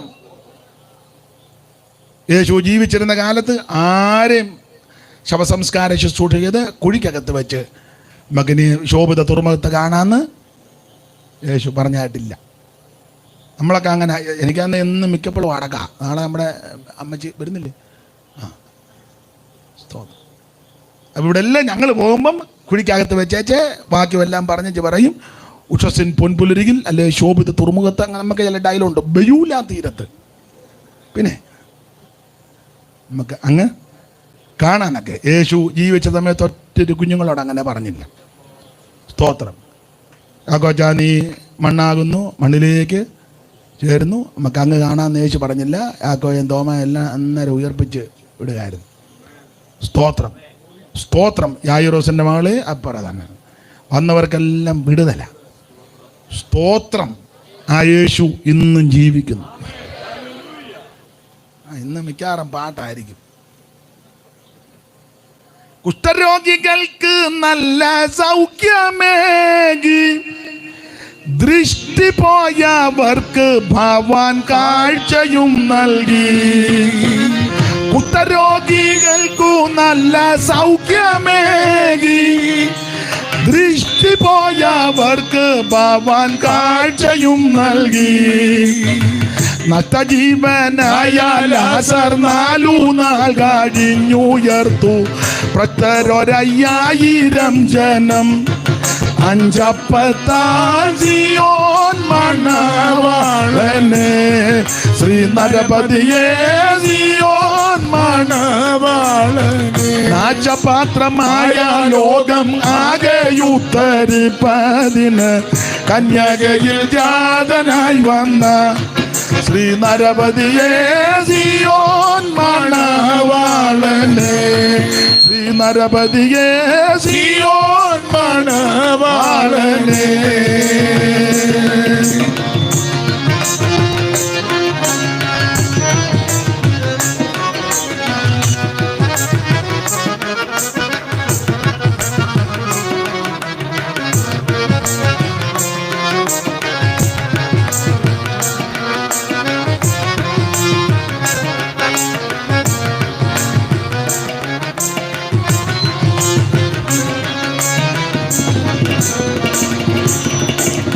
ദുഷ്കൃതമാം വിഷബാധ നീക്കുവാനായി തക്കയാഗമായി മരിച്ചു കുരിശിൽ നീ. ദുഷ്കൃതമാം വിഷബാധ നീക്കുവാനായി തക്കയാഗമായി മരിച്ചു കുരിശിൽ നീ. ഇക്കഠിന പാപിയുടെ അക്രമത്തിനുള്ള ശിക്ഷ നിഷ്കളങ്ക നീ വഹിച്ചതാൽ നമിക്കുന്നേ സിയോൻ മണവാളനെ, ശ്രീ നരപതിയെ സിയോൻ മണവാളനെ. ഇക്കഠിന പാപിയുടെ അക്രമത്തിനുള്ള ശിക്ഷ നിഷ്കളങ്ക നീ വഹിച്ചതാൽ നമിക്കുന്നേ സിയോൻ മണവാളനെ. ഓ ശ്രീ നരപതിയെ സിയോൻ മണവാളനെ. നാശപാത്രമായ ലോകം ആകെയുത്തരിപ്പതിന് കന്യകയിൽ ജാതനായി വന്ന ശ്രീ നരപതിയെ സിയോൻ മണവാളനെ, ശ്രീ നരപതിയെ സിയോൻ മണവാളനെ. ഓ ശ്രീ നരപതിയെ സിയോൻ മണവാളനെ. കരമുയർത്തി ദൈവത്തിന് മഹത്വം കൊടുക്ക. ആ നസറായൻ ഇന്ന് രാത്രിയും നമ്മുടെ നടുവിലുണ്ട്. മാറത്ത് പൊൻകച്ച കെട്ടിയവനായി ചുട്ടുപിടിപ്പിച്ച് വെള്ളോട്ടുന്ന സദൃശമുള്ള പാനമുള്ളവനായി 7 നക്ഷത്രം വലങ്കിയിൽ പിടിച്ച് നിലവിളക്കണ്ട നടുവിൽ നിലയങ്ക് ധരിച്ച് നടകൊള്ളുന്ന നസറായൻ ഇന്ന് രാത്രി നമ്മുടെ നടുവിൽ ഉലാവിക്കൊണ്ടിരിക്കുക. വിശ്വാസത്താൽ അനുഭവിച്ച് വിശ്വാസക്കണ്ണാൽ കണ്ട് അത് അനുഭവിക്കുന്ന ദൈവകുഞ്ഞുങ്ങളെ ഓർത്ത് ഇന്ന് രാത്രി ദൈവത്തിന് മഹത്വം. ഹല്ലേലൂയ. അവിടുത്തെ അടുക്കൽ വന്ന ആരും നിരാശരായി പോയിട്ടില്ല. ഒടുവിൽ തിരുവെടുത്ത് അവിടുത്തെ പറ്റി എഴുതി വെച്ചിരിക്കുന്നത് പോലെ കഷ്ടാനുഭവങ്ങളിൽ കൂടി കടന്നുപോയി. അവിടുന്ന് പീഡകളും പങ്കപ്പാടുകളും സഹിച്ച് മരിച്ച് അടക്കപ്പെട്ട് അവിടുന്ന് 3-ാം ദിവസം ഉയർത്തു. ഇന്നും ജീവിക്കുന്നു. മരിച്ച് ഉയർത്തു വന്ന ഒരുവനേ ഉള്ളൂ, യേശു ക്രിസ്തു മാത്രം. ബാക്കി മത നേതാക്കന്മാരും പണ്ഡിതന്മാരും പണ്ഡിത ശിരോമണിമാരും രാജാക്കന്മാരും രാജപുങ്കവന്മാരും മന്ത്രിമാരും എന്ന് വേണ്ട ആ ലോകത്തെ കിടിലം കൊള്ളിച്ച മിടുമിടുക്കന്മാർ, സമർത്ഥനായ സീസറും പ്രശസ്തനായ ഹോമറും സമത്വമറ്റ സോളമൻ തുടങ്ങിയുള്ള വിജ്ഞർ സകലം മിടുക്കന്മാരും മിടുമിടുക്കന്മാർ മരണത്തിന് അടിയോറഞ്ഞ് മരണത്തോട് അവനെ ജയിക്കുവാൻ കഴിവില്ലാതെ മരണത്തിന് പരാജയപ്പെട്ട് മണ്ണോട് മണ്ണായി അവൻ ഒരുപിടി ചാരമായപ്പോൾ മരണത്തെ ജയിച്ച ഒരുവൻ മാത്രമേ ഉള്ളൂ, അത് നസറായ യേശു ക്രിസ്തു. ആ ക്രിസ്തു ഇന്നും ജീവിക്കുന്നു. അതുകൊണ്ട് നമ്മളും ജീവിക്കുന്നു. ആ കർത്താവാകുന്ന ക്രിസ്തുവേശു മരിച്ച് അടക്കപ്പെട്ട് 3-ാം ദിവസം ഉയർത്തു. ആദ്യം മറിയയ്ക്ക് പ്രത്യക്ഷപ്പെട്ടു, പിന്നെ കേഭാവിന്, പിന്നെ 12 പേർക്ക്, പിന്നെ 11 പേർക്ക്, പിന്നെ എമ്മവസി പോയവർക്ക്, പിന്നെ കടൽക്കരയെ വെച്ച്, പിന്നെ ബദാനിയിൽ വെച്ച്, പിന്നെ മുറി അടച്ചിട്ടപ്പോൾ, പിന്നെ ശിഷ്യവൃന്ദങ്ങൾക്ക്, പിന്നെ അവരെല്ലാം കൂടെ ഒന്നിച്ചു കൂടിയിരിക്കുമ്പോൾ പൗലോസ് വേറൊരു പദം പറഞ്ഞു, പിന്നെ 500-ലധികം പേർക്ക് ഒന്നിച്ച് അവിടുന്ന് പ്രത്യക്ഷപ്പെട്ടു. അല്ലാതെ മരിച്ചേച്ച് ഉയർത്തെന്ന് പറഞ്ഞേച്ച് ഉണ്ടയിട്ടയാളല്ല യേശു. സ്തോത്രം. ആൾക്കാരെ കളിപ്പിച്ചേച്ച് പോയ ആളല്ല യേശു. അവർക്കെല്ലാം ചെന്ന് പ്രത്യക്ഷപ്പെട്ടു. അവിടുത്തെ പ്രത്യക്ഷതയ്ക്ക് വേറൊരു വിശേഷതയുണ്ട്. ഉപദ്രവിച്ച് പീഡിപ്പിച്ച് ആർക്കും പ്രത്യക്ഷപ്പെട്ടില്ല. അവിടുത്തെ മുതുക ഉടുവുചാല് പോലെ നീളത്ത് കീറിയെന്നാണ്. റോമൻ പടയാളികൾ യാതൊരു ദാക്ഷിണ്യം കൂടാതെ കുതിരയുടെ തോല് നാരുനാരായി കീറി അതിൻ്റെ അറ്റത്ത് ഈയക്കട്ടയും മുൾക്കൊളത്തും ചൂണ്ടലും കൂടെ കൂട്ടിക്കെട്ടി പിരിച്ച് ചാട്ടയാക്കി അതാണ് ചുഴറ്റി അടിക്കുന്നത്. അടിച്ച് പറിക്കുമ്പോൾ പച്ചമാംസം പറഞ്ഞ് ഇറുന്ന് ഉടുവചാല് പോലെ അവിടുത്തെ തിരുശരീരം കീറി രക്തം ധാരധാരയായിട്ട് ഒഴുകുക. മുൾക്കിരീടം അവിടുത്തെ ശിരസിൽ കൊണ്ട് ആഞ്ഞടിച്ചു. ആ മുള്ളിന് 2.5 നീളം വരുന്ന മുള്ളാന്ന. ഒരിക്കൽ ഞാൻ നമ്മുടെ മൈലപ്പറ ജോർജ് കോശി അവരുടെ വീട്ടിൽ ചെന്നപ്പോൾ അദ്ദേഹം ഇസ്രയേലിൽ പോയപ്പോൾ സെയിം ഈ മുൾക്കിരീടം കൊണ്ടുവന്നു. അപ്പോൾ എന്നെ കാണിച്ചു. നല്ല നീളമാണ് മുള്ളിന്. അത് തലയിൽ വെച്ച് ശിരസിൽ അടിച്ച് മുള്ളകത്തോട്ടിറങ്ങിയിട്ട് കണ്ണ് വെളിയിലോട്ട് തെള്ളി വന്നെന്ന്. നാവെല്ലാം അണ്ണാക്കൂട് പറ്റി. സ്തോത്രം. മുഖത്തെ രോമമെല്ലാം പിഴുതെടുത്തു. കണ്ടാൽ ആളല്ലെന്ന് തോന്നുമാറ് അവിടുന്ന് വിരൂപമാക്കപ്പെട്ടു. പ്രവചനക്കുന്ന് കയറി പ്രവാചകൻ പറഞ്ഞു, സാക്ഷാൽ നമ്മുടെ രോഗങ്ങളെ അവിടുന്ന് വഹിച്ചു, നമ്മുടെ വേദനകളെ അവിടുന്ന് ചുമന്നു, നമുക്ക് വേണ്ടി അവിടുന്ന് ഈ പീഡകളെല്ലാം സഹിച്ചു. അപ്പൊ തന്നെ ഉപദ്രവിച്ച് പീഡിപ്പിച്ച് അടിച്ച് കോല് കണ്ടടിച്ചു, കാർക്കിച്ച് മുഖത്ത് തുപ്പി, കന്നത്തടിച്ചു, ആക്ഷേപിച്ചു, അധിക്ഷേപിച്ചു, പീഡിപ്പിച്ചു. ഉയർത്തതിന് ശേഷം ഇവർക്കാർക്കും യേശു എന്ന് പ്രത്യക്ഷപ്പെട്ടില്ല. തന്നെ അടിച്ച റോമൻ പടയാളിയുടെ മുന്നിൽ യേശു ചെന്നില്ല. ചെന്നാൽ അവൻ അറ്റാക്ക് വന്ന് യാവും എന്ന് പറഞ്ഞ അങ്ങനെ പോലും യേശു ആരെയും പേടിപ്പിച്ചില്ലെന്ന്. യേശു പേടിപ്പിക്കുന്നത് അയ്യോ അല്ലെന്ന്. നീ എനിക്ക് ഏറ്റതെല്ലാം തന്നില്ലേ, നാളെ തന്നെ ഞാൻ തട്ടും, അതൊന്നുമല്ല യേശു. നീ തന്നില്ലേലും നിനക്ക് വീണ്ടും തരുന്നവനായ യേശു. സ്തോത്രം. ഇത് എല്ലാം പറയുന്നത് നമ്മളെ കൊടുക്കാത്തതിൻ്റെ ഈ കോലാഹലമല്ല. അതെന്താ കൊടുക്കാൻ? അയ്യോ നമ്മളത് ഏറ്റതാ, അത് കൊടുത്തില്ല, അതാണ് ഈ കുടുംബത്തിൽ ഈ പ്രശ്നമല്ല. എത്തരണമായിരിക്കുന്ന ഒരു കുഴപ്പമില്ലല്ലോ. എന്തെല്ലാം കയറി ഏറ്റച്ചാ ഇപ്പം പമ്മി ഇരിക്കുന്നേ. അത് പിന്നെ അവിടുന്ന് തരികയല്ലേ. അതാ അവിടുത്തെ സ്നേഹം. കൺവെൻഷന് ഇത്ര കൊടുക്കാൻ നേറ്റതാ, മിണ്ടുന്നില്ല. ഇപ്പം ഇരിക്കുന്ന ഇന്നുമായിട്ട് തീരുമില്ല, കുഴപ്പമില്ല, ആശീർവാദത്തിന് മുന്നേ അങ്ങ് ഇതെല്ലാം നമ്മളെ ഏറ്റു. ആരോടെല്ലാം നമ്മളെ ഏറ്റു? ദൈവത്തോടെന്തെല്ലാം കയറി ഏറ്റു. ഓരോ ഉണർവുണ്ടാകുമ്പോൾ ചുമ്മാ കയറി അങ്ങ് കേൾക്കുകയല്ലേ.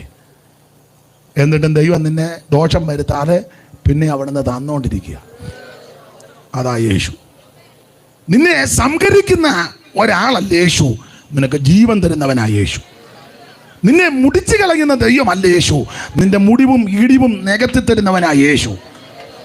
Price the lord. അപ്പോൾ തന്നെ ഉപദ്രവിച്ച് ആർക്കും യേശു പ്രത്യക്ഷപ്പെട്ടില്ല.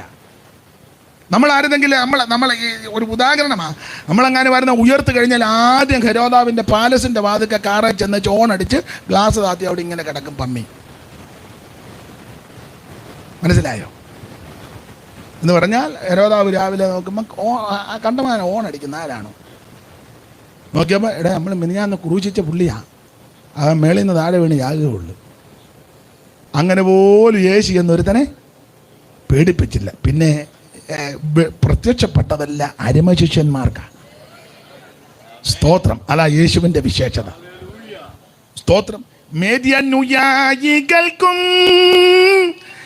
പ്രത്യക്ഷമായി പ്രിയ ദിനമോദി, മേദ്യനുയായികൾക്കും പ്രത്യക്ഷമായി പ്രിയ ദിനമോദി, ഉയർത്തെഴുന്നേറ്റൊരു വാർത്ത മത്സോദര വൃന്ദത്തോടറിയിക്കുവി, ഉയർത്തെഴുന്നേറ്റൊരു വാർത്ത മത്സോദര വൃന്ദത്തോടറിയിക്കുവി, സ്വർലോകരാജൻ സ്വർലോകരാജൻ സ്വർലോകരാജൻ താൻ,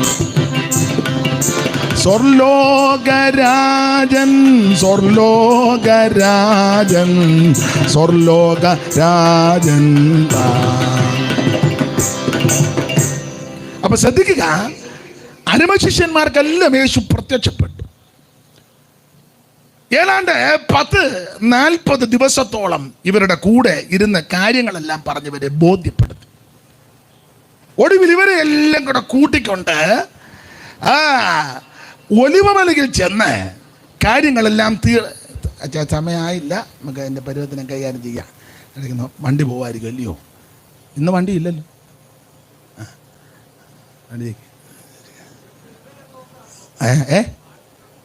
നിർത്തരുതെന്നും പറഞ്ഞ എന്നാ കൂടെ കൂടെ നോക്കൂ. അപ്പൊ ശ്രദ്ധിച്ചേ, ദൈവം അനുഗ്രഹിക്കട്ടെ. അപ്പൊ ഇവരെ എല്ലാം കൂട്ടിക്കൊണ്ട് ബദാന്യോളം കൊണ്ടുവന്ന് കർത്താവ് അന്ത്യകൽപ്പന അങ്ങോട്ട് കൊടുത്തു. അന്ത്യകൽപ്പന അത് മത്തായി 28, മർക്കോസ് 16, ലൂക്കോസ് 24, അപ്പോസ്തല പ്രവൃത്തി 1-ാം അധ്യായത്തിൻ്റെ 8 മുതൽ താഴോട്ടുള്ള തിരുവെടുത്തുകൾ. ഈ ഭാഗത്താണ് നമ്മുടെ ക്രിസ്തുയേശു അന്ത്യകൽപ്പന കൊടുക്കുക. ആ അന്ത്യകൽപ്പന കൊടുക്കുന്ന, സ്വർഗത്തിലേക്ക് സ്വർഗാരോഹണം ചെയ്യുന്ന സന്ദർഭത്തിൽ നടന്ന കാര്യമാണ് കുറുവാക്യമായിട്ട് എടുത്തത്. ഞാൻ പയ്യെ കുറുവാക്യ ഭാഗത്തോട്ട് വരിക. അന്നേരം നിങ്ങൾ ബൈബിൾ തന്നെ സിബുമൊക്കെ ആയിട്ടിരിക്കുകയാണ്. നമ്മൾ ഇതിന് ഇതെടുത്തേ, സിബ് എടുക്ക്, പയ്യെ തുടങ്ങാൻ പോവാ. അപ്പൊ ശ്രദ്ധിക്കുക, അന്ത്യകൽപ്പന കൊടുത്ത് അവരുമായി കാര്യങ്ങളെല്ലാം പറഞ്ഞേച്ച് അവിടുന്ന് സ്വർഗാരോഹണം ചെയ്യാൻ പോവാ. ഈ സ്വർഗത്തിലേക്ക് പോകുന്ന വിഷയം മത്തായിയും മർക്കോസും യോഹന്നാനും ഒന്നും അധികം വിസ്തരിച്ചിട്ടില്ല. ലൂക്കോസ് കുറച്ച് ഭാഗം ഒന്ന് വിസ്തരിച്ചു. അത് ലൂക്കോസിന്റെ സുവിശേഷം 24 കുറച്ച് വിസ്തരിച്ചിട്ട് ബാക്കി ഭാഗം അപ്പോസ്തല പ്രവൃത്തിയിൽ ലൂക്കോസ് നന്നായിട്ട് അങ്ങ് എഴുതി, നല്ലതുപോലെ ആ ഭാഗം അങ്ങോട്ട് വിവരിച്ചു. അപ്പോൾ ശിഷ്യന്മാരെ എല്ലാം കൂട്ടിക്കൊണ്ട് പറഞ്ഞ ഭാഗമാണ് നമ്മൾ ഇന്ന് രാത്രി വായിച്ചത്. ഇനി ശിവ പാസ്റ്റർ ഒന്നുകൂടെ ആ ഭാഗം വായിക്കണം. മത്തായി 28-ന്റെ 16 മുതൽ 20 വരെയുള്ള വാക്യങ്ങൾ.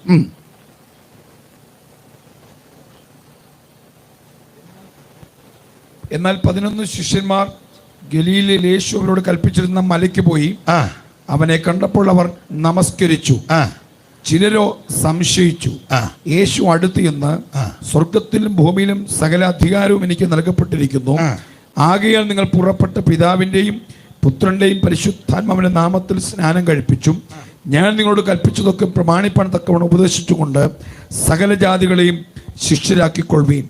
ഞാനോ ലോകാവസാനത്തോളം എല്ലാ നാളും നിങ്ങളോട് കൂടെ ഉണ്ട് എന്നരുളി ചെയ്തു. എല്ലാ നാളും നമ്മുടെ കൂടെ ഇരിക്കുന്ന ദൈവം. ഇനി കമ്പിവാചകം പോലെ മുമ്പോട്ട് പോകാം. കൂടെ ഇരിക്കുന്ന ദൈവം തൻ്റെ അരമ ശിഷ്യന്മാർക്ക് അന്ത്യകൽപ്പന കൊടുത്ത് ഒടുവിലായിട്ട് ഇവരോട് പറയുന്ന ഭാഗമാ, ഞാനോ ലോകാവസാനത്തോളം എല്ലാ നാളും നിങ്ങളുടെ കൂടെ. ഇന്ന് രാത്രി 2 മെയിൻ പോയിന്റ് ആയിട്ടാണ് തരംതിരിച്ചിരിക്കുന്നത്. ഒന്ന്, കൂടെ ഇരിക്കുന്ന കർത്താവിൻ്റെ യോഗ്യത അല്ലെങ്കിൽ വിശേഷത. 2, ദൈവം കൂടെ ഇരിക്കണമെങ്കിൽ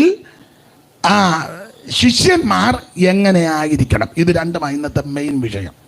അപ്പം ആദ്യമായിട്ട് ഒന്ന്, കൂടെ ഇരിക്കുന്ന വ്യക്തിയുടെ വിശേഷത, കൂടെ ഇരിക്കുന്നവൻ്റെ വിശേഷത. ഒന്ന്, അവിടുത്തെ പേര്. കൂടെ ഇരിക്കുന്ന ആൾക്കൊരു പേരുണ്ട്. ആ പേര് തന്നെ നമ്മൾ വായിക്കുന്നത് ഇങ്ങനെ: യോസേപ്പിനോട് ഒരിക്കൽ ദൂതൻ വന്ന് പറഞ്ഞു. മറിയയ്ക്ക് ആദ്യം പ്രത്യക്ഷപ്പെട്ടു, ശേഷം യോസേപ്പിന് രാത്രി സ്വപ്നത്തിൽ പ്രത്യക്ഷപ്പെടാൻ കാര്യമുണ്ട്.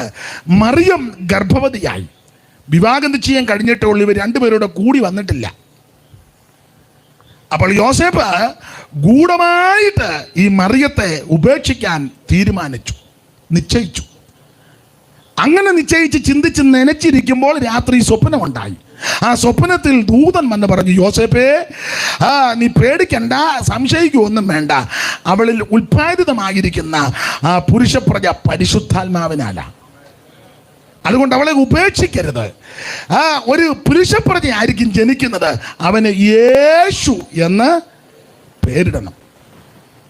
ആ യേശു എന്ന് പേരിടണമെന്ന് പറഞ്ഞിട്ട് പറയുക, യെശയ്യാ പ്രവചനത്തിലെ വാക്യങ്ങൾ എടുത്ത് ഉദ്ധരിച്ചാണ് ദൂതൻ ആ കാര്യം പറഞ്ഞിരിക്കുന്നത്. വായിച്ച് മത്തായി സുവിശേഷം 1-ാം അധ്യായത്തിൻ്റെ 21 മുതൽ വായിച്ചോ. 1 മുതൽ. അവൾ ഒരു മകനെ പ്രസവിക്കും.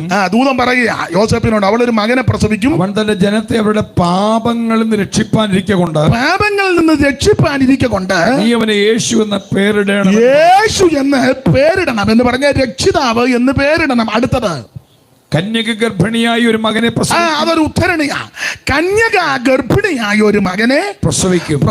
അത് യെശയ്യാ പ്രവചനത്തിൽ, യെശയ്യാ പ്രവാചകൻ 7-ാം അധ്യായത്തിൽ ഇത് കർത്താവാകുന്ന ക്രിസ്തുയേശു ജനിക്കുന്നതിന് നാളുകൾക്ക് മുമ്പ് കുറിച്ചു വെച്ച പ്രവചന സൂക്തമാ.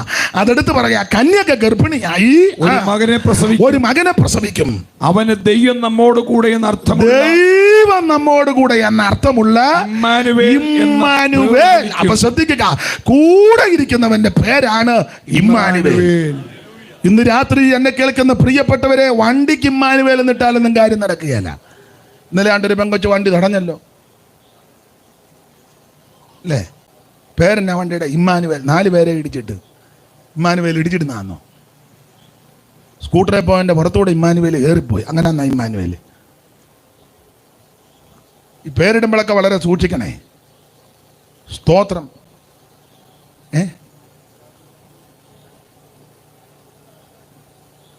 ഇമ്മാനുവേൽ 2 പേരെ ഇടിച്ചിട്ട് കൊന്ന് കേസാ. അതെന്നാ ഇമ്മാനുവേൽ. നിന്റെ കൂടെ ഇരിക്കുന്നവനാ ഇമ്മാനുവേൽ. സ്തോത്രം. അപ്പൊ കൂടെ ഇരിക്കുന്നവന്റെ പേരാണ് ഇമ്മാനുവേൽ. ദൈവം നമ്മോട് വാഴ്ത്തിടുമേ ഇമ്മാനുവേലേ എൻ ജീവകാലം ഇക്ഷോണിതലേ. ഇമ്മാനുവേലേ എൻ ജീവകാലം ഇക്ഷോണിതലേ. വാഴ്ത്തിടുമേ ഇമ്മാനുവേലേ എൻ ജീവകാലം ഇക്ഷോണിതലേ. ഇമ്മാനുവേലേ എൻ ജീവകാലം ഇക്ഷോണിതലേ. അപ്പൊ ശ്രദ്ധിക്കുക, കൂടെ ഇരിക്കുന്നവന്റെ പേര് ഇമ്മാനുവേൽ. എന്നെ കേൾക്കുന്ന പ്രിയരെ, നമ്മുടെ കൂടെ എല്ലാവരും ചിലപ്പോൾ എല്ലായ്പ്പോഴും കണ്ടെന്ന് വരികയല്ല. ഉഭയസമ്മതത്തിന്റെ ഉടമ്പടി വാചകമൊക്കെ ചൊല്ലി തന്നപ്പോൾ മരണത്താൽ അല്ലാതെ എല്ലാവരുടെയും കാര്യമല്ല. പിള്ളേരും അമ്മയും കൂടെ ചേർന്ന് ഭർത്താവിനെ, അപ്പനെ അനാഥശാലയെ കൊണ്ട് വിടുക. കൂടെ ഇരിക്കുകയെന്ന് ഞാൻ തെളിവ് തന്നതാ എല്ലായ്പ്പോഴുവേ. അനാഥശാലയിലോട്ട് വിട്ടപ്പോൾ അവിടെ ചെന്നപ്പോൾ ആ അപ്പന് മനസ്സിലായത് അപ്പനെ അവിടെ വിടാൻ പോവാന്ന്. ആ പ്രിയ പിതാവ് അല്ലെങ്കിൽ ഭർത്താവ് ആ ഭാര്യയുടെ കൈക്ക് കയറി പിടിച്ചു. ഞാനൊരു പേരിടുക, പേരതല്ല. കാരണം അവർ ചിലപ്പോൾ ഓൺലൈനിലുണ്ടെങ്കിൽ വെറുതെ എന്തിനാ, മിക്കവാറും തള്ള കാണാൻ സാധ്യതയുണ്ട്.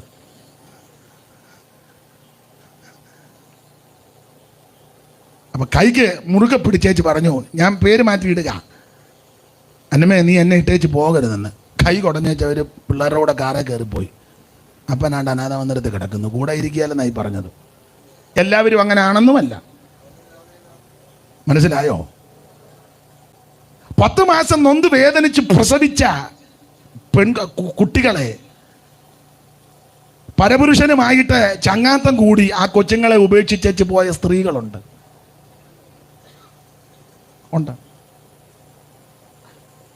ഭാര്യ പിള്ളേരെയും ഉപേക്ഷിച്ചിട്ട് ലൗകിക സുഖത്തിന്റെ തൃഷ്ണയാൽ വേറെ പരസ്ത്രീയുടെ കൂടെ പോയ പുരുഷന്മാരുണ്ട്. 10 മാസം നൊന്ത് വേദനിച്ച് പ്രസവിച്ച മാതാപിതാക്കളെ തൂമ്പാ കൊണ്ട് കിളച്ചാ വളർത്തിയത്. ഞങ്ങളുടെ വള്ളാങ്കടവിലെ സണ്ടിച്ചൻ പറയും, തൂമ്പാക്കൈക്ക് പാല് കൊടുത്താ വളർത്തിയെന്ന് പറഞ്ഞാൽ ഇങ്ങനെ കിളയ്ക്കുമ്പോൾ തൂമ്പാടെ അറ്റം നെഞ്ചത്ത് വന്ന് മുട്ടും. അപ്പോൾ പുള്ളിയുടെ ഭാഷയാ, തൂമ്പാക്കൈക്ക് മുല കൂട്ടിയാ ഞാൻ പിള്ളേരെ വളർത്തിയെന്ന്. പകല് കിളച്ച് കിട്ടുന്നത് തികയാത്തോണ്ട് രാത്രി നിലാമ്പട്ടത്ത് നിന്ന് കിളയ്ക്കും. പിള്ളേരെ വളർത്താനാ. വിളമ്പി പണ്ടത്തെ കാലമല്ലേ, കഞ്ഞി വെച്ച് കഴിഞ്ഞാൽ ചിലപ്പോൾ പരാധീനതയുള്ള കുടുംബത്തിൽ ചിലപ്പോൾ തികയത്തില്ല. വലിയ ചിരട്ടത്തവിയാ, കണയുള്ള ചിരട്ടത്തവി. അതിങ്ങനെ നിന്ന് വിളമ്പി വിളമ്പി വിളമ്പി വരുമ്പോൾ ചിലപ്പോൾ അമ്മയ്ക്ക് കാണുകയില്ല. അമ്മ ആരെയും അറിയിക്കത്തില്ല. ആ വെള്ളവും 2 പറ്റുമായിരിക്കും കുടിച്ച്. അങ്ങനെ വളർത്തിയ അമ്മയാ. അങ്ങനെയുള്ള മാതാപിതാക്കൾ പിള്ളേർക്ക് ചുറ്റുപാടുമൊക്കെ ആയിക്കഴിഞ്ഞപ്പോൾ ആ മാതാപിതാക്കൾ ഇപ്പം അന്വേഷിക്കുകയല്ല, അവരെ അനാഥ മന്ദിരത്തിലാണ്, ആശ്വാസഭവൻ. ഒരാശ്വാസവും ഇല്ല. എങ്ങനെ ആശ്വാസം കിട്ടാൻ? സ്തോത്രം. ഇവിടെ എല്ലാവരും കൂടെ ഇരിക്കത്തില്ലെന്നായി പറഞ്ഞത്. സ്തോത്രം. മോളി മോളി മോളി എന്നും പറഞ്ഞ് നിന്റെ പുറകെ വരുന്നത് വലിയ ആത്മാർത്ഥതയൊന്നും ഉണ്ടായിട്ടല്ല. നീ തുണി കഴുകി കൊടുക്കുകയും ഭക്ഷണം ഉണ്ടാക്കി കൊടുക്കുകയും പുള്ളിയുടെ ഇഷ്ടാനിഷ്ടങ്ങൾ അനുസരിച്ച് പെരുമാറുകയും പ്രവർത്തിക്കുകയും ഇടപെടുകയും ചെയ്യുന്നുണ്ടാ മോളി മോളി മോളി എന്നും പറഞ്ഞ് പുറകെ വരുന്നത്. നീ പരുവക്കേടായിട്ട് ആശുപത്രി അവസാന അത്യാസന്നതല്ലേ വീട്ടിൽ കിടന്ന പുള്ളി ഹോട്ടലിലും പോകും, നീ കട്ടിലും കിടക്കും. പിന്നെ ചിലപ്പം 2 ചൂട് ദോശ കൊണ്ടുവന്ന് തന്ന എല്ലാവരുടെയും കാര്യമല്ല, മിക്ക ഇടങ്ങളിലും സഹോദരന്മാരും നിരാശ. പണ്ടത് പറഞ്ഞപ്പോൾ മുഖത്തൊരു മ്ലാനത. അച്ഛാ അച്ഛാ അച്ഛെന്ന് പറഞ്ഞ് ഹിന്ദി പറഞ്ഞ് പുറകെ വരുന്നതേ. അച്ഛാ അച്ഛാ എന്ന് പറഞ്ഞാൽ നീ ബറോഡയിൽ നിന്ന് വന്നതല്ലേ, അച്ഛാ അച്ഛൻ അച്ഛാന്ന് വിളിച്ച് വരുന്നത് വലിയ ആത്മാർത്ഥതയൊന്നും ഉണ്ടായിട്ടില്ല. പേര് കൂട്ടി ആധാരവും വണ്ടിയും പാസ്പോർട്ട്. ഇപ്പം പിന്നെ റേഷൻ കാർഡ് അവരുടെ പേരില്ല. അപ്പം അങ്ങനെ ആയി. ഇപ്പം എന്തെല്ലാം കാര്യം അവരുടെ പേര് വരും. നീ ദൈവത്തോട് പ്രാർത്ഥിക്കും, നന്നായിട്ട് മുട്ടിപ്പായിട്ട് പ്രാർത്ഥിക്കും. സ്തോത്രം. എല്ലായിടത്തും ആത്മാർത്ഥതയില്ല, എന്നാൽ നല്ലതുപോലെ ആത്മാർത്ഥത ഉള്ളവരും ഇല്ലാതില്ല. അവരെ ഓർത്ത് ദൈവത്തിൻ്റെ മഹത്വം. ഇവിടെ എല്ലാവരും കൂടെ ഇരിക്കത്തില്ല, എന്നാൽ കൂടെ ഇരിക്കുന്ന ഒരുവനുണ്ട്, നസറയനാകുന്ന യേശു ക്രിസ്തു. നീ തീയിൽ കൂടി നടന്നാൽ വെന്ത് പോകത്തില്ല, വെള്ളത്തിൽ കൂടെ പോയാൽ നിന്നെ മുക്കിക്കൊല്ലത്തില്ല, അഗ്നിജ്വാല നിന്നെ ദഹിപ്പിക്കത്തില്ല, ഒരു സൈന്യം നിനക്കെതിരെ പാളയമിറങ്ങിയാൽ നീ പതറരുത്, അവിടുന്ന് നിന്റെ കൂടെ ഇരിക്കും. Price the Lord. അവിടുത്തോട് പറ്റി നിൽക്ക്, അവിടുന്ന് നിന്നെ വിടുവിക്കും. ഇന്ന് രാത്രി നിന്റെ കൂടെ ഇരിക്കുന്നൊരു ദൈവമുണ്ട്, നസറയനാകുന്ന യേശു ക്രിസ്തു. അവിടുത്തെ പേരാണ് ഇമ്മാനുവേൽ. അപ്പൊ കൂടെ ഇരിക്കുന്നവന്റെ വിശേഷത ഒന്ന്, പേര് ഇമ്മാനുവേൽ, ദൈവം നമ്മോട് കൂടെ. 2, അവിടുത്തെ വിശേഷത അവിടുന്ന് സകലത്തിന്മേലും അധികാരമുള്ളവനാ. ആ 18-ാമത്തെ വാക്യം വായിച്ചേ. എന്നാൽ യേശുക്രിസ്തുവിന്റെ ജനനം അല്ലല്ല, മത്തായി സുവിശേഷം 28-18 വാക്യം. ആ കണ്ണികയാണല്ലോ നമ്മുടെ വിഷയം. യേശു അടുത്തു എന്നു സ്വർഗത്തിലും ഭൂമിയിലും സകല അധികാരവും എനിക്ക് നൽകപ്പെട്ടിരിക്കുന്നു. 2, കൂടെ ഇരിക്കുന്നവന്റെ 2-ാമത്തെ വിശേഷത അവിടുന്ന് സകലത്തിന്മേലും അധികാരമുള്ളവനാ. ഇന്ന് രാത്രി ഞാനും നിങ്ങളും ആരാധിക്കുന്ന, സ്നേഹിക്കുന്ന, സേവിക്കുന്ന, നമ്മെ രക്ഷിച്ച് നമുക്ക് വേണ്ടി ജീവനെ തന്ന് വീണ്ടെടുത്ത യേശുക്രിസ്തുവിന്റെ ഇമ്മാനുവേലിന്റെ വിശേഷത സകലത്തിന്മേലും അധികാരമുള്ളവനാ. ഈ പ്രകൃതിയുടെ മേലെ അവിടെ നിന്ന് അധികാരമുണ്ട്. അതുകൊണ്ടല്ലേ പറഞ്ഞു കാറ്റെ അടങ്ങ്, കടലെ ശാന്തമാകാൻ പറഞ്ഞു. അന്നേരം ശാന്തമായി അടങ്ങി. സ്തോത്രം. സന്ധ്യയായപ്പോൾ പറഞ്ഞു നമുക്ക് അക്കരയ്ക്ക് പോകാം. ശിഷ്യന്മാരോടത്തത് ഇനി ഗോസ്പൽ ടൂർ വല്ലുവ. ഗോസ്പൽ ടൂറാ? എന്തിനാ അക്കരയ്ക്ക് പോകുന്ന ഇവർക്ക് പിടികിട്ടില്ല. പക്ഷേ യേശുവിനറിയാം അക്കരെ ഭൂതം പിടിച്ചെടുത്തുന്നുണ്ട്, അവന് വിടുതൽ കൊടുക്കാൻ പോവുക. പിന്നെ വേറെ പുറകോട്ടിറങ്ങി ചിന്തിച്ചാൽ അക്കരയ്ക്ക് പോകാമെന്ന് പറയാൻ കാര്യം, പണ്ട് സംഖ്യ 32 ഇവർ ഇക്കരയ്ക്ക് വരാതിരുന്നവരാണ്. അതുകൊണ്ടാണ് പറഞ്ഞത് അവരിക്കരയ്ക്ക് വരുന്നില്ല, നമുക്ക് അക്കരയ്ക്കൊന്ന് പോകാം. ആ ഭാഗത്തോട്ടൊന്നും ഞാനിപ്പോൾ പോകുന്നില്ല. എല്ലാം ചാടി വള്ളത്തെ കയറി. യേശു വന്നപ്പോൾ യേശുവിന് ഇടയും കിട്ടിയില്ലെന്നാ തോന്നുന്നത്. അതുകൊണ്ടായിരിക്കും അമരത്ത് യേശുവിന് പോലും കസേര കൊടുക്കാത്തൊരു കാലമാണ്. സ്വതന്ത്രം. കൺവെൻഷൻ്റെ മെയിൻ സ്ഥലത്തെല്ലാം ചെല്ലി കയറിയിരുന്ന ഒരു സീനിയർ പാസ്റ്റർ വന്ന അനങ്ങത്തില്ലല്ലോ. ഇപ്പം ഇത് ചർച്ചക്കോടല്ലേ? ദീർഘവർഷങ്ങൾ ചർച്ചക്കോടി ശുശ്രൂഷിച്ചൊരു സീനിയർ പാസ്റ്റർ കയറി വന്നാൽ ഇപ്പോഴത്തെ ചില ആൾക്കാർ ചിലർ അനങ്ങി കൊടുക്കുകയല്ല, ഉടനെ താഴോട്ട് നോക്കിയിരിക്കും. നോക്കുമ്പോഴല്ലേ കയറിയിരിക്കാൻ പറയാൻ.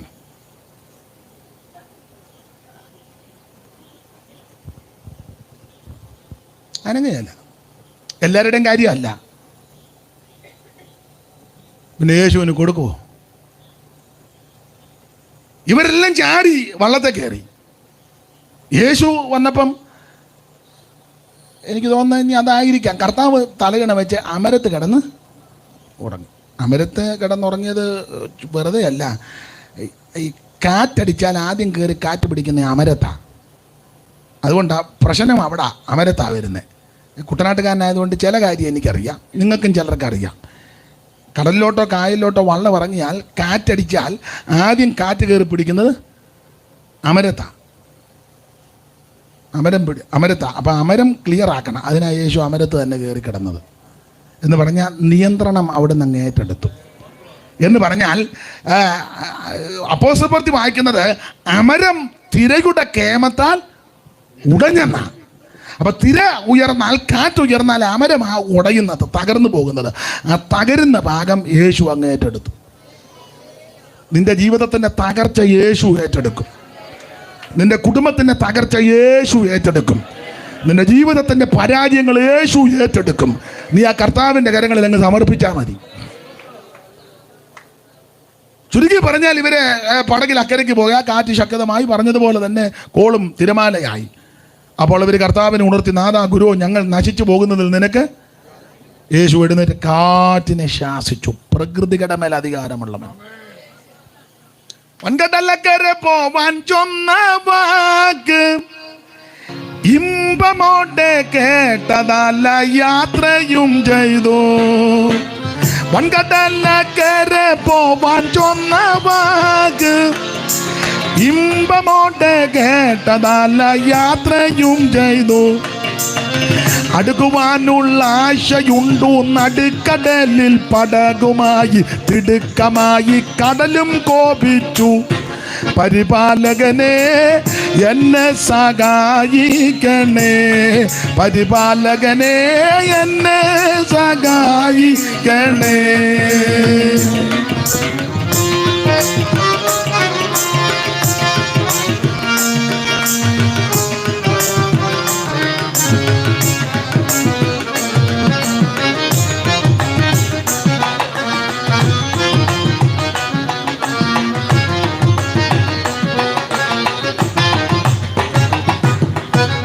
കാറുകൊണ്ടാകാശമതിഘോരമായി കാറ്റടിച്ചു തിരമാല ഗർവവുമായി.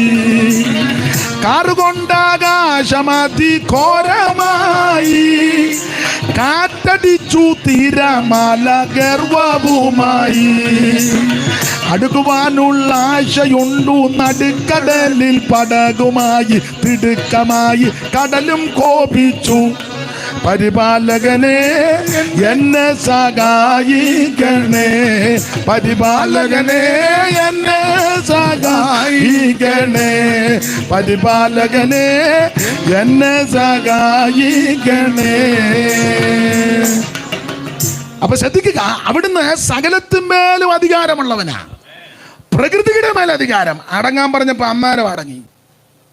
സ്തോത്രം, സ്തോത്രം. രോഗത്തിന്റെ മേലധികാരം. സ്ത്രീയെ നിന്റെ രോഗബന്ധനം അടിച്ചിരിക്കുന്നു. അന്നേരം കുനിഞ്ഞിരുന്ന കുഞ്ഞന്റെ അമ്മ 18 വർഷമായിട്ട് നിവർന്നിട്ടില്ല. മുമ്പേ പറഞ്ഞ പോലെ തള്ളേനെ യേശു ട്രില്ല് കളിപ്പിച്ചുമില്ല. കുഞ്ഞാട്ടെ പൊങ്ങിയാട്ടെ, കുഞ്ഞാട്ടെ പൊങ്ങിയാട്ടെ. കുഞ്ഞന്റെ അമ്മ പിന്നെ ഒരൊറ്റ യോഗത്തിന് വരികയല്ല. യേശു ഡ്രില്ല് മാസ്റ്റർ അല്ലല്ലോ. അന്നേരം സഭയ്ക്ക് രോഗത്തിന്റെ മേലധികാരം. പൈശാചിക ശക്തികളുടെ മേലധികാരം. സാത്താനെ എന്നെ വിട്ട് പോ. അന്നേരം പോയി. പോകാമോ? എപ്പോഴാ പോകുന്നേ? എന്നാ വന്നേ? അതിനെ നീ പേരെന്നാ? കല്യാണാലോചിക്കാന്നോ? എനിക്ക് മനസ്സിലാകുന്നില്ല. മോൻ കണ്ടിട്ടില്ലേ ചിലടെ വിക്രിയകള്? പേരെന്നാ? എന്ത് ലോകികമായിട്ടാ?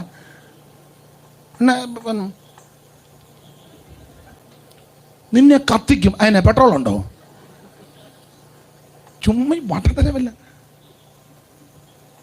പേരെന്നാ? ആരാധിച്ചാട്ട് പേര് പറയിപ്പിക്കാനോ? എവിടുന്നാ വന്നേ? എന്ന് പോകും. മനുഷ്യനെല്ലാം ഇരുന്ന് മെനക്കെടുക. യേശു ഇങ്ങനെയൊന്നും ചെയ്തില്ല. സാത്താനെ എന്നെ വിട്ട് അന്നേരം പോവുക. ഭൂതങ്ങളുടെ മേലധികാരം, അവിടുന്ന് പ്രകൃതിയുടെ മേലധികാരം, രോഗങ്ങളുടെ മേലധികാരം, അയ്യോ മരണത്തിന്റെ മേലധികാരം. ലാസറേ പുറത്തു വാ. അന്നേരം അവൻ പുറത്തു വന്നെന്നുള്ളത്.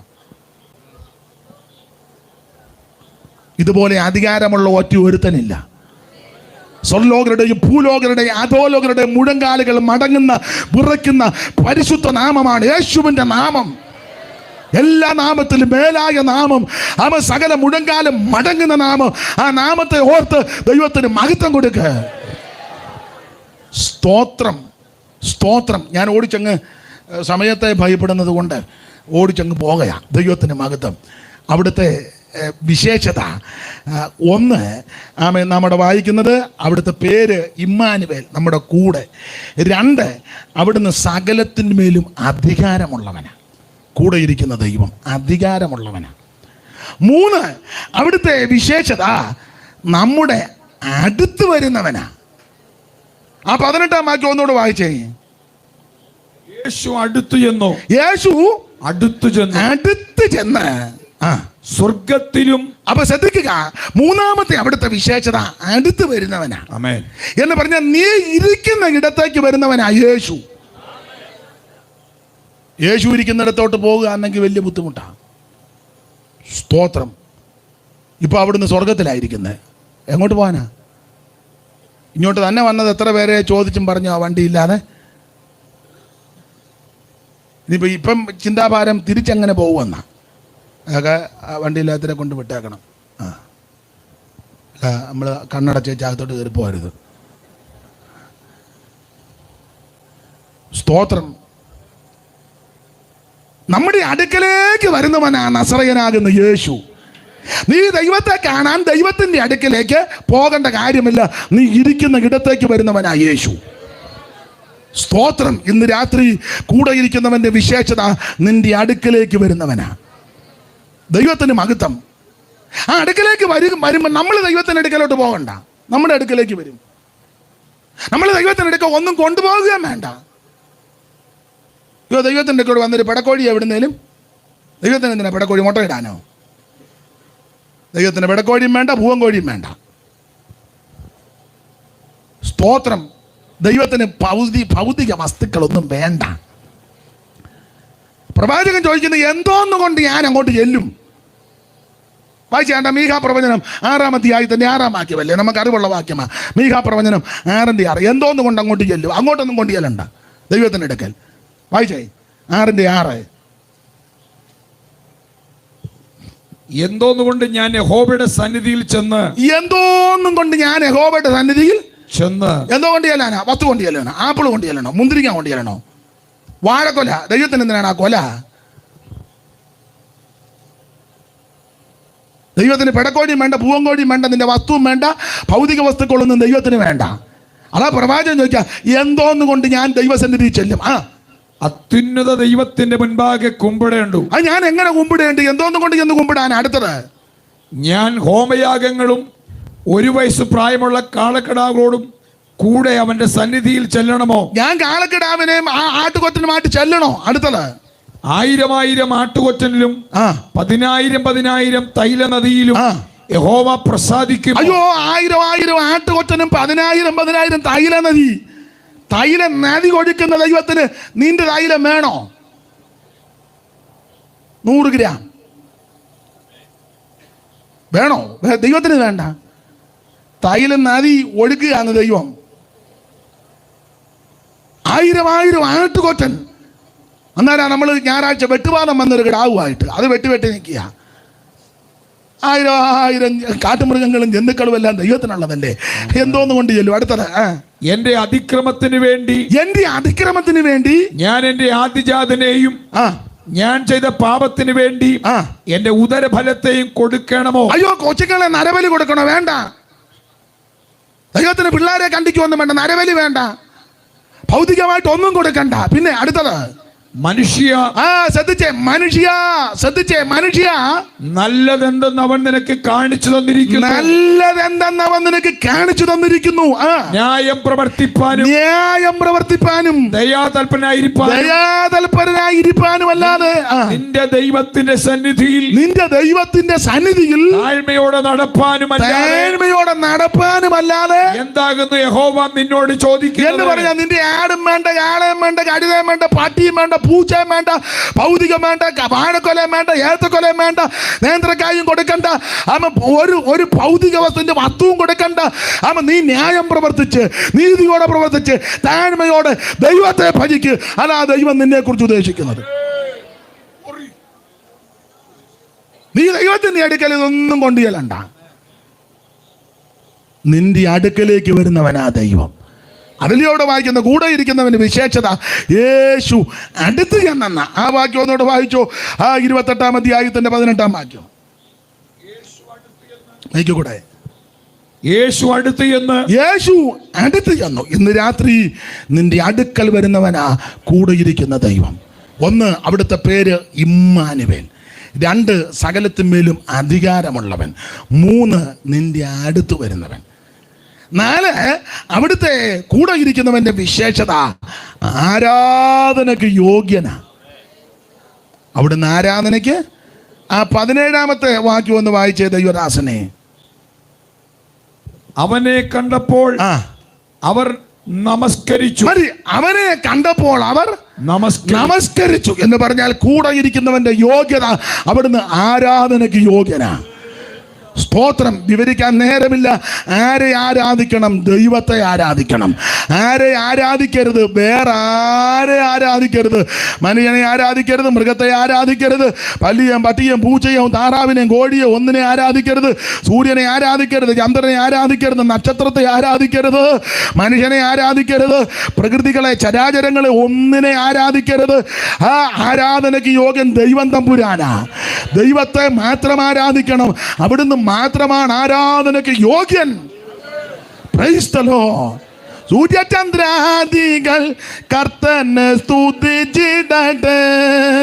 സൂര്യചന്ദ്രാദികൾ കർത്തനെ സ്തുതിച്ചിടട്ടെ.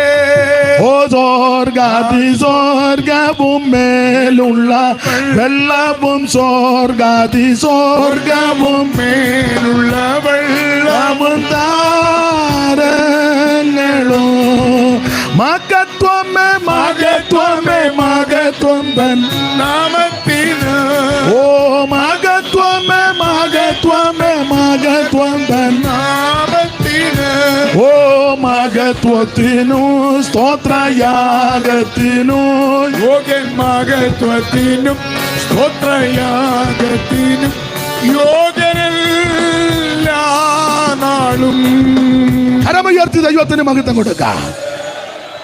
ദൈവം നമ്മോട് കൂടെ ഇരിക്കുന്നവന്റെ പേര് 1 ഇമ്മാനുവേൽ, 2 സകലത്തിന്മേലും അധികാരമുള്ളവൻ, 3 നമ്മുടെ അടുത്ത് വരുന്നവൻ, 4 ആരാധനയ്ക്ക് യോഗ്യൻ. ഈ വ്യക്തിയാണ് നമ്മോട് കൂടെ ഇരിക്കുന്നത്. ഇനി 2ാമത്തെ പ്രധാനപ്പെട്ട ചിന്താവിഷയം, ദൈവത്തിന് സ്തോത്രം. ഈ കൂടെ ആരുടെ കൂടെയായി ഇരിക്കുന്നത്? എല്ലാവരുടെയും കൂടെയാന്ന് ചിന്തിക്കരുത്. ആ കണ്ണിയെ നിന്നുകൊണ്ട് ആരുടെ കൂടെയാണ് യേശു ഇമ്മാനുവേൽ ഇരിക്കുന്നത്? അവിടെ പ്രധാനപ്പെട്ട പോയിന്റ് ശിഷ്യന്മാരുടെ കൂടെയാണ് യേശു ഇരിക്കുന്നത്. ആ 16-ാം വാക്യം ഒന്നുകൂടെ വായിച്ചേ. എന്നാൽ 11 ശിഷ്യന്മാർ ഗലീലയിൽ യേശു അവരോട് കൽപ്പിച്ചിരുന്ന മലയ്ക്ക് പോയി. അവനെ കണ്ടപ്പോൾ അവർ നമസ്കരിച്ചു. അപ്പൊ ശ്രദ്ധിച്ചേ, ആരുടെ കൂടെ ഇരിക്കുമെന്ന് ചോദിച്ചാൽ ശിഷ്യവൃന്ദങ്ങളുടെ കൂടെയാണ് യേശു ഇരിക്കുന്നത്.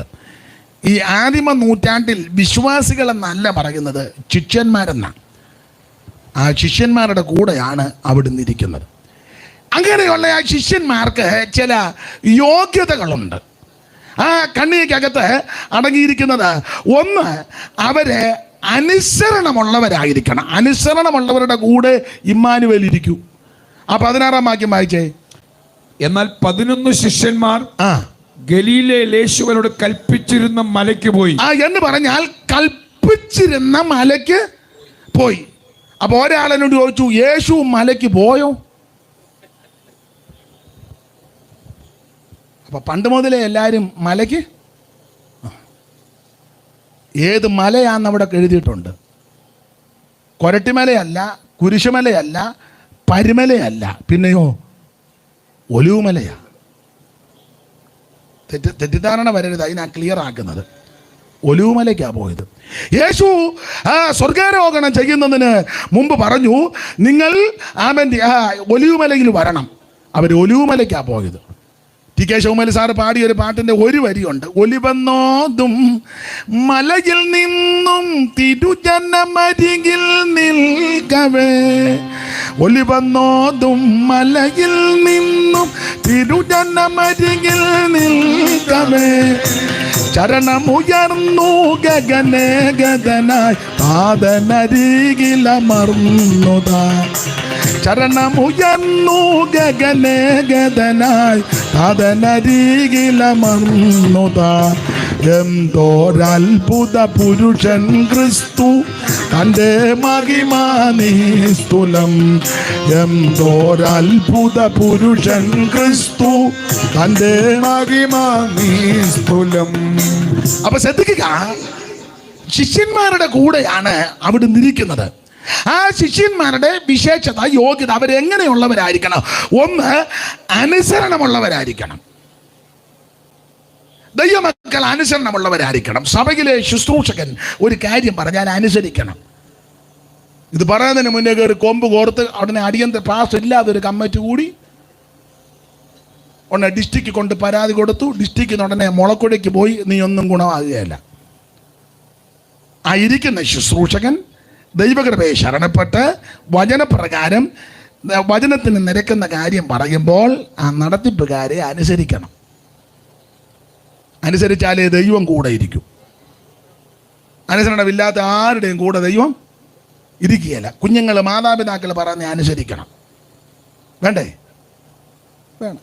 ഇപ്പം പിന്നെ പിള്ളേരെ പേടിച്ചാൽ എല്ലാവരും ജീവിക്കുന്നത്. എവിടെ പോകുന്നടാ ഉടനെ അവൻ ചോദിച്ചെന്നേ ഉള്ളൂ. നീ എന്തോ തന്തയാ? എന്തോ അപ്പനാ? എടാ, പിള്ളേരെ പേടിച്ചല്ല അപ്പനും അമ്മയും ജീവിക്കണ്ടേ. അപ്പനെയും അമ്മയും ബഹുമാനിച്ചും കീഴ്പ്പെട്ടും പിള്ളേർ ജീവിക്കണം. അതാ വേറെ പുസ്തകത്തിൻ്റെ പ്രമാണം. അവനോട് അങ്ങനെ പറയാനൊക്കത്തില്ല. അവനെ ക്ഷിപ്രകോപിയാ. പിന്നെ നല്ല പെരുകു കൊടുക്കാഞ്ഞിട്ടാ. ഇപ്പം പിന്നെ പിള്ളേരെ തല്ലാനും വേറെ പുസ്തകം പഠിപ്പിക്കുന്ന പിള്ളേരെ തല്ലണമെന്നാ, തല്ലി വളർത്തണമെന്നാ. ചുമ്മാ തല്ലുകയും ചെയ്യരുത്, കാരണമില്ലാതെ തല്ലുകയും ചെയ്യരുത്. പൊട്ടിപ്പോകത്തൊക്കെ തല്ലെന്ന അങ്ങനെ പുസ്തകത്തിൻ്റെ വാക്യം. അടിയുടെ ഫോഴ്സ് വരെ സദൃശവാക്യത്തിൽ എഴുതി ഇത്ര ആയത്തിൽ അടിക്കാം, അങ്ങനെ പുസ്തകത്തിൽ വാക്യമുണ്ട്. അടിക്കേണ്ട സമയത്ത് അടിക്കണം, ലാളിക്കേണ്ട സമയത്ത് ലാളിക്കണം, സ്നേഹിക്കേണ്ട സമയത്ത് സ്നേഹിക്കണം, വളർത്തേണ്ട സമയത്ത് വളർത്തണം, പഠിപ്പിക്കേണ്ട സമയത്ത് പഠിപ്പിക്കണം, കരുതേണ്ട സമയത്ത്, അതിനെല്ലാം പുസ്തകത്തിൽ വാക്യമുണ്ട്. അനുസരിക്കണം. അമ്മ അടുക്കളയിൽ കയറുമ്പോൾ മോളെ വിളി, എടി ആ തോരനെന്ന് അരിഞ്ഞേ. അനുസരിക്കണ്ട? അനുസരിക്കണം. അമ്മ അടുക്കളയിൽ കടന്ന് കന്ന് പണിയും പോലെ പണിയുക. അവളിങ്ങനെ മൊബൈലിൽ മാന്തിയും തോണ്ടി.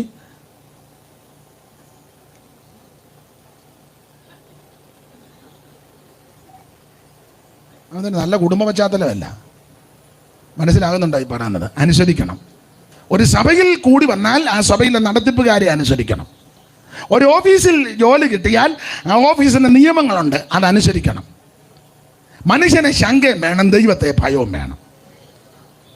പ്രായമുള്ള അപ്പനും അമ്മയും വീട്ടിലുണ്ടെങ്കിൽ മക്കൾ അവരെ അനുസരിക്കണം, ബഹുമാനിക്കണം. ഇതൊക്കെ വേദപുസ്തക പ്രമാണമാണ്. നിനക്ക് നന്മയുണ്ടാകുവാനും നീ ഭൂമിയിൽ ദീർഘായുസ്സോടിരിപ്പാൻ നിൻ്റെ അപ്പനെ അമ്മയും, അതൊക്കെ വേദപുസ്തകത്തിൻ്റെ പ്രമാണമാണ്. ഇതൊക്കെ അക്ഷരം പ്രതി അനുസരിക്കണം. അതല്ലേ ശൗമന്റെ പുസ്തകത്തിൽ അനുസരിക്കുന്നത് യാഗത്തെക്കാളും ശ്രദ്ധിക്കുന്നത് മുട്ടാടുകളുടെ മേധസ്സിനേക്കാളും നല്ലതാ. അനുസരിക്കണം. അനുസരിക്കുന്നവർക്ക് അനുഗ്രഹം വെച്ചിരിക്കുന്നത്. ആട്ടെ, അപ്പോൾ കൂടെ ഇരിക്കുന്ന ആരുടെ കൂടെ ഇരിക്കും? ഒന്ന്, അനുസരിക്കുന്നവരുടെ കൂടെ ഇരിക്കും. രണ്ട്, ആരുടെ കൂടെ ഇരിക്കുമെന്ന് ചോദിച്ചാൽ സംശയമില്ലാത്തവരുടെ കൂടെ ഇരിക്കും. സംശയമുള്ളവന്റെ കൂടെ ഇരിക്കുകയല്ല. അതിന്റെ 17-ാം വാക്യം വായിച്ച ശിവപാസെ 17. ചിലരോ സംശയിച്ചു, അല്പം കൂടെ മുള്ളോട്ട് കണ്ടപ്പോൾ അവർ നമസ്കരിച്ചു. അവനെ കണ്ടപ്പോൾ അവർ നമസ്കരിച്ചു.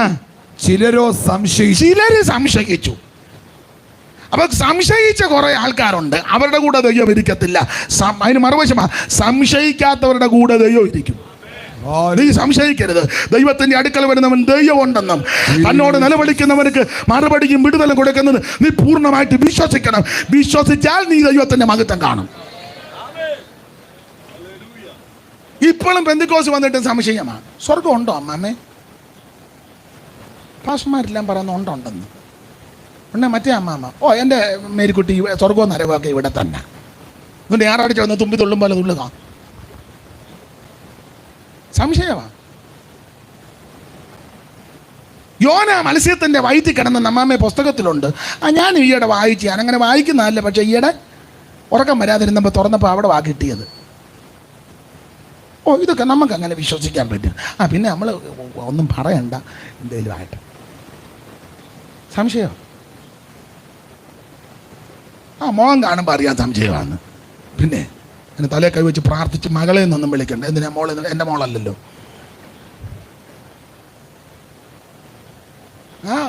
നല്ല മോന്ത കാണുമ്പോൾ അറിയാം ഒരു വിശ്വാസവും.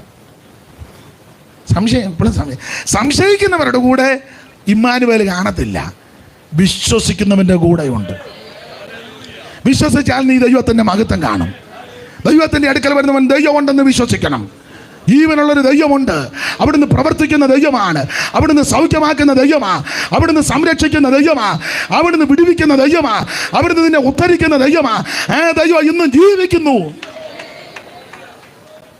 സ്തോത്രം. അലകൾ പടകിൽ അടിച്ചെന്നാൽ അല്ലേലോരൽപ്പമു ഇല്ലെനിക്ക്.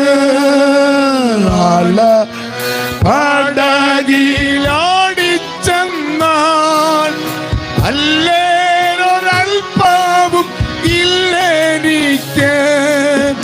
ആഴിയും മൂഴിയും നിർമ്മിച്ച നാഥൻ അഭയമായ നരികിലുണ്ട്.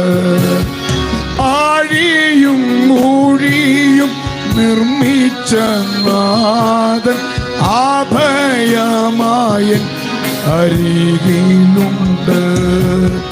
വിശ്വാസ ജീവിത പടകിൽ ഞാൻ ഓ സിയോൻ നഗരിയിൽ പോകുന്നു ഞാൻ. വിശ്വാസ ജീവിത പടകിൽ ഞാൻ സിയോൻ നഗരിയിൽ പോകുന്നു ഞാൻ. വിശ്വാസനായകൻ യേശുവെ നോക്കി വിശ്രാമം പോകുന്നു ഞാൻ. വിശ്വാസനായകൻ യേശുവെ നോക്കി വിശ്രമാം ദേശത്തു പോകുന്നു ഞാൻ. അപ്പൊ ശ്രദ്ധിക്കുക, ആരുടെ കൂടെ ഇരിക്കും? ആമേൻ. ഒന്ന്, അനുസരിക്കുന്നവരുടെ കൂടെ ഇരിക്കും. രണ്ട്, സംശയിക്കാത്തവരുടെ കൂടെയാണ് അവിടുന്ന് ഇരിക്കുന്നത്. ഇനി ആ കണ്ണികക്കകത്ത് നിന്ന് പറഞ്ഞാൽ ആരുടെ കൂടെ ഇരിക്കുമെന്ന് ചോദിച്ചാൽ, സ്നാനപ്പെടുത്തുകയും സ്നാനപ്പെടുകയും ചെയ്യുന്നവരുടെ കൂടെ ഇരിക്കും. 19 വാക്യം വായിച്ചു. ആകയാൽ നിങ്ങൾ പുറപ്പെട്ട് പിതാവിന്റെയും പുത്രന്റെയും പരിശുദ്ധാത്മാവിന്റെ നാമത്തിൽ സ്നാനം കഴിപ്പിച്ചും. സ്നാനം കഴിപ്പിച്ചും. അപ്പോൾ യോഹന്നാന്റെ സുവിശേഷം എല്ലാം കൂടെ ചേർത്ത് പഠിച്ചാൽ, മത്തായി 3-ാം അധ്യായം കൂടെ എല്ലാം കൂടെ ചേർത്ത് പഠിച്ചാൽ, ആരുടെ കൂടെ ഇരിക്കുന്നു പറഞ്ഞാൽ സ്നാനപ്പെടുകയും സ്നാനപ്പെടുത്തുകയും ചെയ്യുന്നവരുടെ കൂടെ ഇരിക്കും. എന്തോ സ്നാനം? വെള്ളത്തിൽ മുങ്ങിയുള്ള സ്നാനം.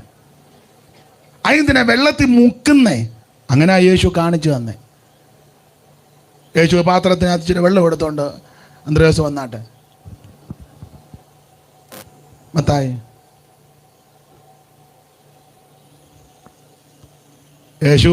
യേശുവിനെ ആരും എടുത്തോണ്ടും അല്ല വന്നത്. കരയരുത്, ഇപ്പൊ സ്നാനപ്പെടുത്താം ബാവോ.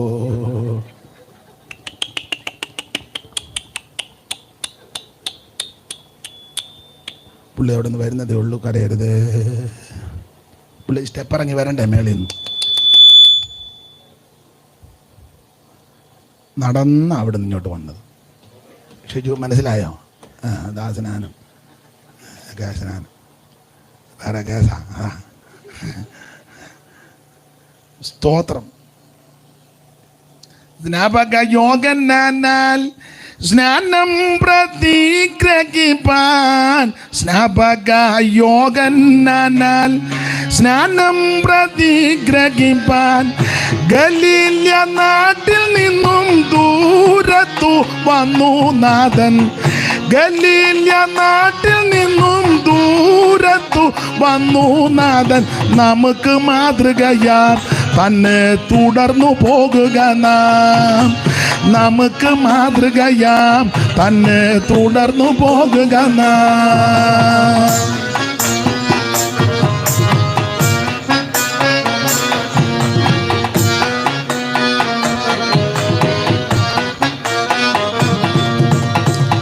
യേശുവിൽ സ്നേഹമുള്ള സോദരരെ വരുവിൻ. യേശുവിൽ സ്നേഹമുള്ള സോദരരെ വരുവിൻ. കാണുവിൻ ദേവജാതൻ യോർദാൻ നദീജലത്തിൽ. കാണുവിൻ ദേവജാതൻ യോർദാൻ നദീജലത്തിൽ. നിമജ്ജനം കഴിപ്പാൻ വന്ന ചരിത്രമോർത്തിടുവിൻ. നിമജ്ജനം കഴിപ്പാൻ വന്ന ചരിത്രമോർത്തിടുവിൻ.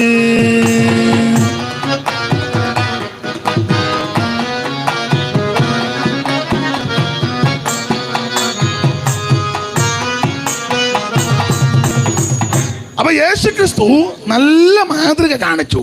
അവിടെ നിന്ന് നടന്നാ വന്നേ, അല്ലാതെ യേശുവിനെ എടുത്തോണ്ട് വന്ന് തളിച്ച് മെഴുക്കിയേച്ച് കൊണ്ടുപോയതല്ല. അവിടെ നിന്ന് നടന്നു വന്ന് യോർദാനിൽ യോഹന്നാൻ്റെ കൈക്കീഴിൽ സ്നാനപ്പെട്ടു. യേശുവും ചിലരെ സ്നാനപ്പെടുത്തി. പിന്നെ അത് യോഹന്നാൻ്റെ ശിഷ്യന്മാരുമൊക്കെ അറിഞ്ഞപ്പോൾ കർത്താവ് ആ ശുശ്രൂഷ ശിഷ്യന്മാരോട് പറഞ്ഞു, നിങ്ങൾ നടത്തിക്കുമെന്നും പറഞ്ഞ് യേശു പോയി. അതാണ് വേദപുസ്തക പ്രമാണം. അത് വെള്ളത്തിൽ മുങ്ങി സ്നാനപ്പെടണം, നിമജ്ജനമാണ്, മുങ്ങണം. യേശുക്രിസ്തുവിൻ്റെ മരണ അടക്ക പുനരുത്ഥാനത്തോട് ഏകീഭവിക്കുന്നത് ആ സ്നാനം. ആരുടെ കൂടെ ഇരിക്കുമെന്ന് ചോദിച്ചാൽ സ്നാനപ്പെട്ടവരുടെ കൂടെ ഇരിക്കും. അത് വെള്ളത്തിൽ മുങ്ങി സ്നാനം. കടുംപിടുത്തമൊന്നും പിടിക്കരുത്. ഇനി കാലം ചിലപ്പോൾ അധികം കിട്ടിയെന്ന് സമയം കിട്ടിയെന്ന് വരികയില്ല. ഇനിയും യോഗം ഉണ്ടല്ലോ, ആ യോഗം മിക്കവാറും കാണും. നമ്മളുണ്ടോ എന്ന് ആർക്കും പറയാനൊക്കത്തില്ല. ഏത് സമയത്തും എന്നെ നിങ്ങളെ മരണം പിടികൂടും. മരണത്തിൻ്റെ തണുത്ത കരം വന്ന് തലോടുന്നതിന് മുമ്പ് യേശുവിനെ രക്ഷിതാവായി സ്വീകരിക്കണം. സ്തോത്രം. അതിന് നല്ല അവസരം ദൈവം ഒരുക്കി തരിക. ഇത് സുപ്രസാദ കാലമാണ്, ഇത് രക്ഷാ ദിവസമാണ്. ഇന്ന് രാത്രി രക്ഷാനിർണയം പ്രാപിച്ച് അവിടുത്തെ കൽപ്പനകൾ അനുസരിച്ചാൽ നിനക്കും നിന്റെ കുടുംബത്തിനും അനുഗ്രഹമാണ്. ആട്ടെ, സമയത്തെ ഭയപ്പെടുന്നത് കൊണ്ട് ഓടിച്ചങ്ങ് നിർത്തുക. കർത്താവിന് മഹത്വം. അടുത്തത് ആരുടെ കൂടെയാണ് അവിടുന്ന് ഇരിക്കുന്നത് എന്ന് ചോദിച്ചാൽ ആ കന്യകയോടുള്ള ബന്ധത്തിൽ നാലാമത്തെ കാര്യം, ഉപദേശം പറയുന്നവരുടെ കൂടെയാണ് അവിടുന്ന് ഇരിക്കുന്നത്. 20-ാം വാക്യം വായിച്ചേ. ഞാൻ നിങ്ങളോട് കൽപ്പിച്ചതൊക്കെ പ്രമാണിപ്പാൻ തക്കവണ്ണം ഉപദേശിച്ചും കൊണ്ട് സകല ജാതികളെയും. അവൾ ആരുടെ കൂടെ ഇരിക്കും?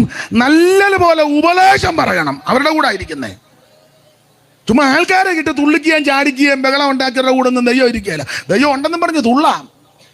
ദൈവം വന്നതെന്ന് പറഞ്ഞ് കുറേ പേര് തുള്ളിയായിരുന്നല്ലോ. അപ്പം നാട്ടുകാർ വെച്ചാൽ എന്തുവാടാ പതിവില്ലാത്തൊരു ബഹളം അവിടെ, ഓളിയോ എല്ലാം കൂട്ടി അടിച്ച് പെരുക്കുന്നല്ലോ എന്ന് പറഞ്ഞു. അപ്പോൾ അവർ പറഞ്ഞു, അയ്യോ ദൈവം വന്നെന്ന് പറഞ്ഞ്. അതിന് ദൈവം വന്ന് ഭയങ്കര ബഹളം അവിടെ. ദൈവം വന്നേ എന്നും പറഞ്ഞു. ദൈവം വന്നെന്നും പറഞ്ഞ് എല്ലാം കൂടെ കിടന്ന് തുള്ളി. പക്ഷേ ദൈവമൊന്നും ആ ഏരിയയിലോട്ട് പോയില്ല. ദൈവം പോയില്ലെന്നുള്ളത് മാത്രമല്ല, പെട്ടകം ബലിസരി പിടിച്ചോണ്ടും പോയി. പെട്ടകം ബലിസരി പിടിച്ചോണ്ട് പോയി. ദൈവം ഉണ്ടെന്നും പറഞ്ഞ് തുള്ളിയ 2 എണ്ണം താണ്ട കിടക്കുന്ന തിത്തൈ എന്നും പറഞ്ഞ് താഴെ ഹൊപ്പനിയും പിന്നേകാസും. ദൈവം വന്നെന്ന് പറഞ്ഞവൻ്റെ വെമ്പള പ്രസവിച്ച് അവൾ അതോടെ തീർന്നു. ഒരു കൊച്ചനെയും പെറ്റിട്ടു. ഈഖാബോധ്. അതോടെ മഹത്വവും പോയി, ദൈവവും പോയി, മഹത്വവും പോയി. പക്ഷേ അടിച്ച് ബഹളം ഉണ്ടാക്കുന്നുണ്ട്. ഇതെല്ലാം കൂടെ ഓളിയോ എല്ലാം കൂടി ഇട്ട് അടിച്ചു ദൈവം വന്നെന്നും പറഞ്ഞ് ഇങ്ങനെ വലിയ പോര് കാണാൻ നിൽക്കും പോലെ. ദൈവമൊന്നും അവിടെ വന്നില്ല. ദൈവം കൂടെ ഇരിക്കണമെങ്കിൽ ഉപദേശം കർക്കശമായി പറയണം. സത്യ ഉപദേശം, ശരിയായ ഉപദേശം നന്നായിട്ട് പറയണം. അതിനാരുടെ മുഖം നോക്കരുത്. അയ്യോ അച്ചായൻ എന്നാ ഓർക്കും, അമ്മാമ്മ എന്നാ ഓർക്കും. അമ്മാമ്മ അച്ചായനും അല്ലല്ലോ. നീ ദൈവസന്നിധി ഒറ്റയ്ക്ക് നിന്ന് കണക്ക് കൊടുക്കേണ്ട സമയമുണ്ട്. ക്രിസ്തുവിൻ്റെ ന്യായാസനത്തിൻ്റെ മുമ്പിൽ ഞാനും നിങ്ങൾ നിൽക്കണം. ഞാൻ കർത്തദാസന്മാരോട് പറയാം, സഭയിൽ കാശുള്ള അച്ചായൻ കാണും, കാശില്ലാത്തവൻ കാണും, ബിസിനസ്സുകാരനും കാണും, ടൈറ്റ് കൂടുതൽ. അതൊന്നും അതൊക്കെ കിട്ടുന്നെങ്കിൽ മേടിച്ചോ, കൊടുത്തോ. നമ്മുടെ വിഷയം അതല്ല, കാര്യം തീർത്ത് പറയണം. അയ്യോ ഞാൻ ഈ ഉപദേശം പറഞ്ഞ അവറാച്ചായൻ സഭ വിട്ട് പോട്ടെ, തുമ്മിയാത്രയ്ക്കൊന്ന് മൂക്കാന്നേ. ഈ അവറാ ഇരിക്കുന്നത് കൊണ്ടാ വേറെ രണ്ടെണ്ണം ഇതിനകത്ത് വരാത്തെ. അവൻ എന്ന് ഇതിനകത്ത് കയറി അന്ന് ഇതിന്റെ മണ്ടയടഞ്ഞതാ.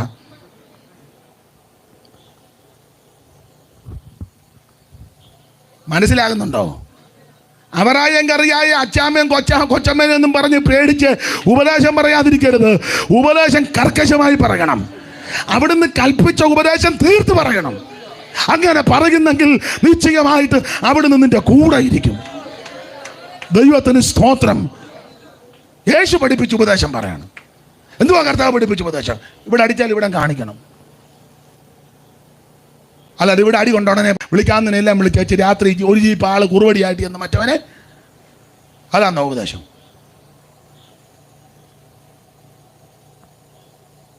നമുക്ക് മുണ്ടക്കയത്ത് നിന്ന് പിള്ളേരെ ഇറക്കണം. എന്തിന്? മുണ്ടക്കയത്ത് പിള്ളേർ വേറെ സ്ഥലത്തോട്ട് പോയി. അന്ന് നമുക്ക് മട്ടാഞ്ചേരിയിൽ നിന്ന് കൊച്ചുങ്ങളെ മുളക്കൊടയിലും കുമ്പനാട്ടും പൊന്നലൂരെല്ലാം പിള്ളേർ ഇറക്കുന്നതാണോ ഉപദേശം? ഞാൻ പറഞ്ഞ കാര്യം എല്ലാവർക്കും പിടികിട്ടുകയില്ല. നിങ്ങൾക്ക് ചിലർക്ക് പിടികെട്ട് കാണുമെന്ന് എനിക്ക് ബോധ്യപ്പെട്ടു. ഷായിച്ചാൻ ഇരുട്ടത്താന്നിലിരുന്ന് ചിരിക്കുന്നുണ്ട്. എടാ, മുളക്കുടയിലും കുമ്പനാട്ടും പുനലൂരും തിരുവല്ലായിലും ഉണ്ടല്ലോ പല സ്ഥലങ്ങളെ. ദേവലോകത്തും അങ്ങോട്ടത്തെ ദേവലോകമല്ല, അല്ല കോട്ടയം സൈഡിലെ ദേവലോകം. അവിടെ ഗുണ്ടയുണ്ടോ? അവിടെ ഗുണ്ടയൊന്നുമില്ല, ദൂതന്മാരേ ഉള്ളൂ. ഇവിടുത്തെ സഭാകേന്ദ്രങ്ങളിലെ കസേര കിട്ടാൻ വേണ്ടി, കസേര പോകാതിരിക്കാൻ വേണ്ടി ഗുണ്ടകളെ ഇറക്കുന്നതല്ല യേശുവിൻ്റെ മാതൃക, യേശുവിൻ്റെ ഉപദേശം.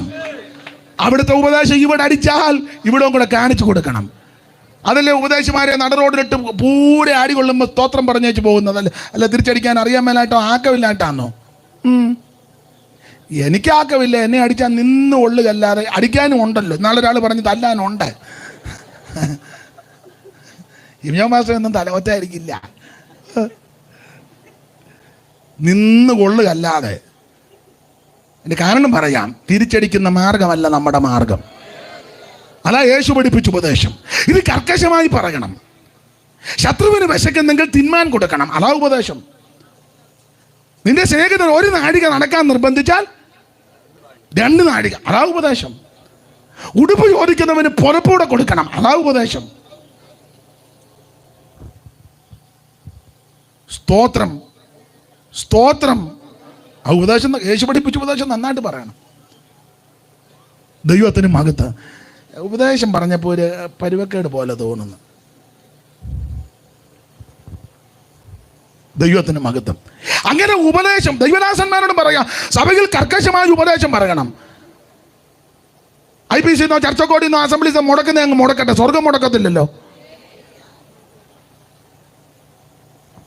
പ്രചാരമായ ഒരു പാട്ടുണ്ട്, വി നാഗൽ എഴുതിയ പാട്ടാണ്. അതിൻ്റെ ഒരു ചരിത്രം പഴയ ആൾക്കാർ പറഞ്ഞുള്ള അറിവാണ്. ജർമ്മനിയിൽ നിന്ന് ആ മിഷണറി ഇവിടെ വന്ന്, അപ്പോൾ ജർമ്മനിയിൽ നിന്ന് ഒരു മാസം ഒരു ചെറിയ തുക അന്നത്തെ കാലത്ത് ഈ നാഗൽ സാഹിബിന് അയച്ചു കൊടുക്കും. അതുകൊണ്ട് അപ്രേക്ഷിത വേല, കാളവണ്ടിയിലാണ് യാത്ര. അങ്ങനെ ഇവിടെ വേല ചെയ്തിരിക്കുമ്പോൾ നമ്മുടെ ആൾക്കാരല്ലേ നല്ല ബിരുദന്മാരാ. ഈ നാഗൽ സാഹിബുമായിട്ട് എന്തോ അഭിപ്രായ വ്യത്യാസം വന്ന് അന്നത്തെ കാലത്ത് ഇവർ ജർമ്മനിക്ക് കത്തെഴുതി. ഇവിടുത്തെ വിദ്വാന്മാർ അന്നേ ഉണ്ടായിരുന്നു ഈ കുരുക്കും കുന്നായ്മയല്ല.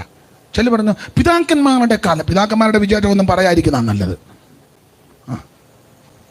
ചില പറഞ്ഞു പിതാക്കന്മാരുടെ ഒരു വിചാരം ഇപ്പം അധികം പറയാതിരിക്കുന്നതായിരിക്കും വളരെ നല്ലത്. നല്ല പിതാക്കന്മാരായിരുന്നു മിക്കതും. അന്ന് കത്തെഴുതി, കോള് കൊള്ളിച്ചെഴുതി. കത്ത് ജർമ്മനി കിട്ടിയപ്പം ഈ വി നാഗൽ എന്ന് പറയുന്ന മിഷണറിക്ക് എല്ലാ മാസവും ജർമ്മനിയിൽ നിന്ന് അയച്ചുകൊണ്ടിരുന്ന ആ നന്മ മുടങ്ങി. അത്ര എഴുത്താണ് ഇവിടെ നിന്ന് അങ്ങോട്ട് ചെന്നത്.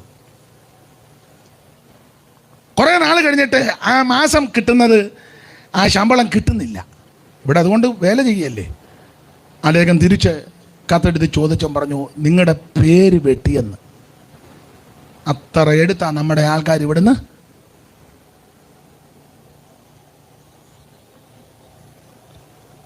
സാഹിബ് യേശുവിൻ്റെ സ്വഭാവ ശ്രേഷ്ഠത അനുകരിക്കുന്ന വ്യക്തിയായിരുന്നു. കത്തെഴുതിയവരോടും തനിക്കെതിരെ ഗൂഢപ്രയോഗം നടത്തിയവരോട് എതിർത്തും കയർത്തും ഒന്നും പറഞ്ഞില്ല. സാഹിബ് അന്നേരം പോയിരുന്ന് പ്രാർത്ഥിച്ചേച്ച് ഒരു പാട്ടിൻ്റെ വരി എഴുതി. ആ വരി ഇതാ, പ്രചാരമുള്ള വരിയാ, നിങ്ങൾക്കറിയാൻ, ചേർന്ന് പാട്. യേശുവേ നീ സ്വർഗ്ഗത്തിൽ എൻ്റെ നാമം എഴുതി ആരും എടുക്കാത്ത ഈ ഭാഗ്യം എൻ സന്തോഷം. യേശുവേ നീ സ്വർഗ്ഗത്തിൽ എൻ്റെ നാമം എഴുതി ആരും എടുക്കാത്ത ഈ ഭാഗ്യം എൻ സന്തോഷം. എന്തോ നല്ല പാട്ടാ. ഇവിടെ പേര് വെട്ടിക്കാണും, പക്ഷെ എൻ്റെ പേര് നീ അവിടെ എഴുതി. പാടാൻ നേരമില്ല. എനിക്ക് അന്തരീക്ഷമൊക്കെ കണ്ടിട്ട് അങ്ങ് വെളുക്കോളം പ്രസംഗിക്കാൻ തോന്നുന്നുണ്ട്. പിന്നെ ഇവർ രണ്ടുപേരും അവിടെ ഇരുന്ന് കണ്ണ് നോക്കുകയും ഒക്കെ ചെയ്യുന്നുണ്ട്. ഇന്നിപ്പം തിരുവോണമൊക്കെ ആയതുകൊണ്ട് അവർ പരിപാടി നടന്നുകൊണ്ടിരിക്കുന്നതേ ഉള്ളൂ, അവിടെ തുടങ്ങിയതേ ഉള്ളൂ. അതുകൊണ്ട് നമ്മൾ അവിടെ നോക്കട്ടെ. സ്തോത്രം. മനസ്സിലാകുന്നുണ്ടോ? നിങ്ങൾ പേര് പറ്റിയതിൽ എനിക്ക് ഖേദമില്ല. എൻ്റെ പേര് സ്വർഗത്തിൽ എഴുതിയിട്ടുണ്ട്. അതിൽ അടുത്തൊരു വരിയുണ്ട്, പാടുന്നില്ല. എന്നാമം മായ്ച്ചു കാലവാ പിശാചിനാൽ അസാധ്യം. എന്നാമം മായ്ച്ചു കാലവാ പിശാചിനാൽ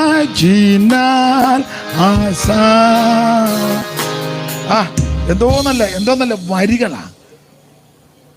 ഈ നല്ല ഈടുറ്റ ഗാനങ്ങളാണ് കിടക്കുന്നത്. നീ എന്നാലും ചുമ്മാ മെനക്കേട് പാട്ടുമായിട്ട് ഇറങ്ങിയിരിക്കുക, വെറുതെ. മനസ്സിലാകുന്നുണ്ടോ? ഞാൻ എല്ലാ പാട്ടുകാരുടെയും കാര്യമല്ല പറഞ്ഞത്. എന്ത് നല്ല പാട്ടാ ഭക്തന്മാർ അനുഭവത്തിൻ്റെ തീച്ചുളയിലേക്ക് പോയി എഴുതി വച്ചിരിക്കുന്നത്. അതൊന്ന് പഠിച്ച് പാടുക, അകത്തിപ്പോഴും കത്തലുണ്ടാകും, ഒരു ചൈതന്യം ഉണ്ടാകും. കർത്താവിന് മഹത്വം. അതുകൊണ്ട് പറയട്ടെ, ഉപദേശം കർക്കശമായി പറയുന്നവരായിരിക്കണം. അതിനാരെയും നോക്കരുത്, ആരെയും പേടിക്കരുത്, വേഗത്ത് നിർത്താം. അഞ്ചാമത്തെ കാര്യം, ഒരു സ്ഥലത്ത് മാത്രം ഒതുങ്ങിയിരുന്നാൽ കൂടെ ഇരിക്കത്തില്ല, പുറപ്പെട്ടു പോകണം. 28-ാം അധ്യായത്തിന്റെ 18-ാം വാക്യം ഒന്ന് വായിച്ചേ. യേശു അടുത്ത് എന്ന് സ്വർഗത്തിലും ഭൂമിയിലും സകല അധികാരവും എനിക്ക് നൽകപ്പെട്ടിരിക്കുന്നു. ആകയാൽ നിങ്ങൾ പുറപ്പെട്ട് പിതാവിൻ്റെയും ആകയാൽ നിങ്ങൾ പുറപ്പെടണം എന്ന് പറഞ്ഞാൽ ഒരു സ്ഥലത്ത് ഒതുങ്ങി കൂടിയിരിക്കുന്നവരോട് കൂടെ ദൈവം ഇരിക്കുകയല്ല, നേടുക നടക്കണം. അവസരം കിട്ടിയാൽ ഓടി നടന്ന് സുവിശേഷം അറിയിക്കണം. അവസരം കിട്ടിയാൽ അപ്പുറത്തെ വീട്ടിൽ ചെല്ലണം. അവരുമായിട്ട് പിണങ്ങിയിരിക്കാൻ തുടങ്ങിയിട്ട് എത്ര നാളായി, പിന്നെ അങ്ങനെ അങ്ങോട്ട് കയറുന്നു. അതിര് തർക്കം അവരുമായിട്ട്. ഒരു ചുവടിഞ്ഞോട്ട് എടുത്താൽ നിന്റെ കുതികാല് ഞാൻ വെട്ടും. ഉടനെ അവൻ ചോദിക്കാം, നിങ്ങൾ സ്വർഗത്തിൽ പോകാനിരിക്കില്ലേ? സ്വർഗത്തിലൊക്കെ ഞാൻ പിന്നെ പൊക്കോളാം, എൻ്റെ വസ്തുവിലെങ്ങാനും തൊട്ടാൽ.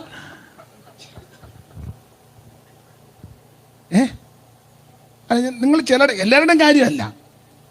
നിനക്ക് ചുണയുണ്ടോ ഒരു ചുവട് ഇടിഞ്ഞോട്ട് എടുക്കാൻ?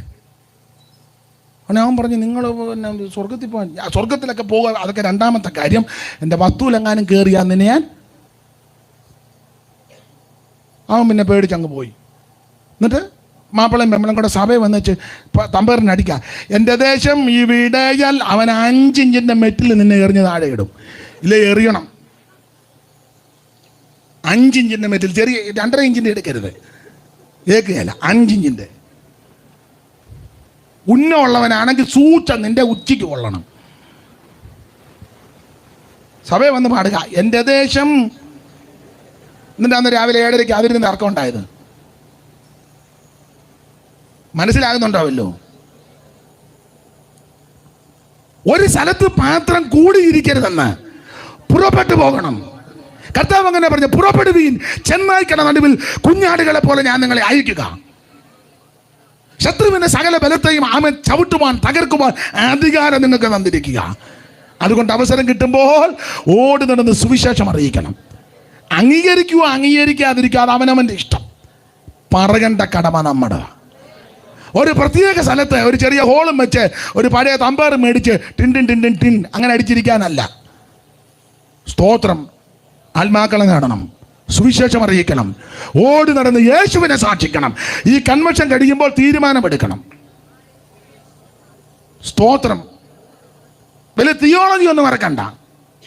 ഇത്രയും പറഞ്ഞാൽ മതി. യേശു രക്ഷിക്കും, യേശു ക്രിസ്തു സമാധാനം നൽകും, യേശു സൗഖ്യം തരും, യേശു ക്രിസ്തുവിൻ്റെ പ്രശ്നത്തിന് പരിഹാരം തരും. ഞാനത് അനുഭവിക്കുന്നയാളാ. ഇത്രയും പറഞ്ഞാൽ മതി. ടൈം ആയെങ്കിൽ ദൈവം അവനോട് ഇടപെട്ടുള്ളൂ. Price the lord. അപ്പോൾ ശ്രദ്ധിക്കുക, ഒരു പ്രത്യേക സ്ഥലത്ത് ഒരുമിച്ച് കൂടിയിരിക്കുന്നവരുടെ കൂടെ അല്ല, അവൻ അയക്കപ്പെടുന്നവർ, പുറപ്പെടുന്നവരുടെ കൂടെയാണ് അവിടെ നിന്നിരിക്കുന്നത്. ഇനി ആരുടെ കൂടെയാണ് അവിടെ നിന്നിരിക്കുന്നത് ചോദിച്ചാൽ, ഒരു വിഭാഗത്തെ മാത്രം കൂട്ടുന്നവരുടെ കൂടെ ദൈവം ഇരിക്കുകയല്ല. അവിടെ ഒരു പദമുണ്ട്, സകല ജാതികളെയും. 20 സകല ജാതികളെയും ശിഷ്യരാക്കി. ഒരു പ്രത്യേക വിഭാഗത്തെ മാത്രം തെരഞ്ഞെടുത്ത് പമ്മി കൂടുന്നവരുടെ കൂടെ ദൈവം ഇരിക്കുകയല്ല. അതാരുടെ സഭയാ? അത് കാശുകാരെല്ലാം കൂടെ കൂടുന്ന സഭയാ. അവിടെ ഒന്നും ദൈവം വരികയല്ല. ഇതാരാ? അത് കാശില്ലാത്തവരെല്ലാം കൂടെ, രണ്ട് തലത്തുമില്ല. അതേത് സഭയാ? അത് വെളുത്തവരെല്ലാം കൂടെ കൂടുന്ന, പുള്ളി അറിഞ്ഞ കേസേ അല്ല. ഇതോ അത് കറുത്തവരെല്ലാം കൂടെ കൂടുന്ന കൂട്ടം. ഇത് രണ്ടുമല്ലാണ്ടാണ് ഇടയ്ക്കൊരെണ്ണം ഉണ്ടല്ലോ, കപ്പാട്ട് അല്ല കാളകെട്ടിയില്ലേ, അല്ല ഈരാറ്റുപേട്ട. അത് ഇത് വെളുത്തതുമല്ല കറുത്തതുമല്ല, പിന്നെ ഇരുനിറക്കാരെല്ലാം കൂടെ. അവിടെയും പുള്ളി വരികയല്ല. ഈയിടെ പുതിയ ഒരെണ്ണം തുടങ്ങിയല്ലോ, അത് വിളറിയതെല്ലാം കൂടെ. ഒരു പ്രത്യേക ആൾക്കാരെ മാത്രം തെരഞ്ഞു പിടിച്ച് ഇരിക്കുന്നവരുടെ കൂടെ ദൈവം വരികയല്ല. സകല ജാതികളെ ശിഷ്യരാക്കണം. നാനാജാതി മതസ്ഥരായ പ്രിയപ്പെട്ടവർ, ജാതിയിൽ നിന്നും ഗോത്രത്തിൽ നിന്നും ഭാഷയിൽ നിന്നും വംശത്തിൽ നിന്നും യേശു ക്രിസ്തുവിനെ രക്ഷിതാവായി സ്വീകരിച്ചവരുടെ കൂട്ടമുണ്ടോ അവിടെ ദൈവം കൂടെ ഉള്ളത്. Price the Lord. ഒന്ന് രണ്ട് കാര്യം കൂടെ പറഞ്ഞ് എൻ്റെ വാക്കങ്ങ് നിർത്തുക. ആരുടെ കൂടെയാണ് ഇമ്മാനുവേൽ കൂടെ ഇരിക്കുന്നത്? കർത്താവിന് മഹത്വം. അതിൻ്റെ 7ാമത്തെ ചിന്ത, ആമേൻ, സ്തോത്രം, യേശു കൽപ്പിച്ചത് പറയുന്നവരുടെ കൂടെയായിരിക്കുന്നത്. ആ 20ാമത്തെ വാക്യം ഒന്നുകൂടെ വായിച്ചേ. ഞാൻ നിങ്ങളോട് കൽപ്പിച്ചതൊക്കെയും പ്രമാണിപ്പാൻ തക്കവണ്ണം ഉപദേശിച്ചുകൊണ്ട് സകല ജാതികളെയും ശിഷ്യരാക്കി. അവിടുന്ന് കൽപ്പിക്കുന്നത് തീർത്ത് പറയുന്നവരുടെ കൂടെ അവിടുന്ന് കൂടെ ഇരിക്കും. ഇന്ന് രാത്രി ആ നല്ല കർത്താവ് നമ്മുടെ കൂടെ ഇരിക്കുക. 8ാമത്തെ പോയിന്റ്, ആരുടെ കൂടെ ഇരിക്കും? മുമ്പേ വായിച്ചതാണെങ്കിലും അതിൻ്റെ ആശയം പറയുക, ആരാധിക്കുന്നവൻ്റെ കൂടെ ദൈവം ഇരിക്കുന്നത്. അവർ ചിലർ സംശയിച്ചു നിൽക്കുമ്പോൾ ശിഷ്യന്മാർ അവനെ നമസ്കരിച്ച് ആരാധിച്ചു. ആരുടെ കൂടെ ദൈവം ഇരിക്കും? ആരാധിക്കുന്നവൻ്റെ കൂടെ ഇരിക്കും. ആരെ ആരാധിക്കണം? ദൈവത്തെ ആരാധിക്കണം. ആരെ ആരാധിക്കരുത്? വേറെ ആരെ ആരാധിക്കരുത്? മനുഷ്യനെയും മൃഗങ്ങളെയും പട്ടിയെയും പൂച്ചയെയും പന്നിയെയും കോഴിയെയും താറാവിന് പ്രകൃതിയെയും ചരാചരത്തെയും ഒന്നും ആരാധിക്കരുത്. ആരാധിക്കുന്ന ദൈവത്തെ ആരാധിക്കണം. ആരാധനയ്ക്ക് യോഗ്യൻ സത്യദൈവമാണ്, നിത്യദൈവമാണ്, ഏകദൈവമാണ്. അങ്ങനെ ആരാധിക്കുന്നവരുടെ കൂടെ ഇരിക്കുന്നവനാണ് ദൈവം. ഇന്ന് രാത്രി ആ കർത്താവ് നമ്മുടെ കൂടെയുണ്ട്. ഇമ്മാനുവേൽ നമ്മുടെ കൂടെയുണ്ട്. അവൻ വിടുവിക്കുവാൻ കഴിവുള്ളവൻ കൂടെയുണ്ട്. ആ കർത്താവിൻ്റെ കൂടെ വസിക്കുവാൻ, കർത്താവ് നിന്റെ കൂടെ വസിക്കുവാൻ ആഗ്രഹിക്കുന്നു. ഇന്ന് രാത്രി സമർപ്പിക്കുക. ഒരു വാക്ക് എന്നോട് ചേർന്ന് പ്രാർത്ഥിക്കുക. എൻ്റെ യേശുവേ, ഞാനൊരു പാപിയാ, എൻ്റെ പാപത്തെ പരിഹരിക്കണം, എൻ്റെ ഉള്ളത്തിൽ വരണം, എൻ്റെ കൂടെ ഇരിക്കണം, എൻ്റെ അടുത്ത് വരണമേ, എന്നെ രക്ഷിക്കണമെന്ന് ആര് പ്രാർത്ഥിക്കും അവരെ ഇന്ന് രാത്രി യേശു രക്ഷിക്കും. എല്ലാവരും സമർപ്പിച്ച് പ്രാർത്ഥിച്ചാട്ടെ. ഒരു നിമിഷം എല്ലാവരും സമർപ്പിച്ച് പ്രാർത്ഥിച്ചാട്ടെ.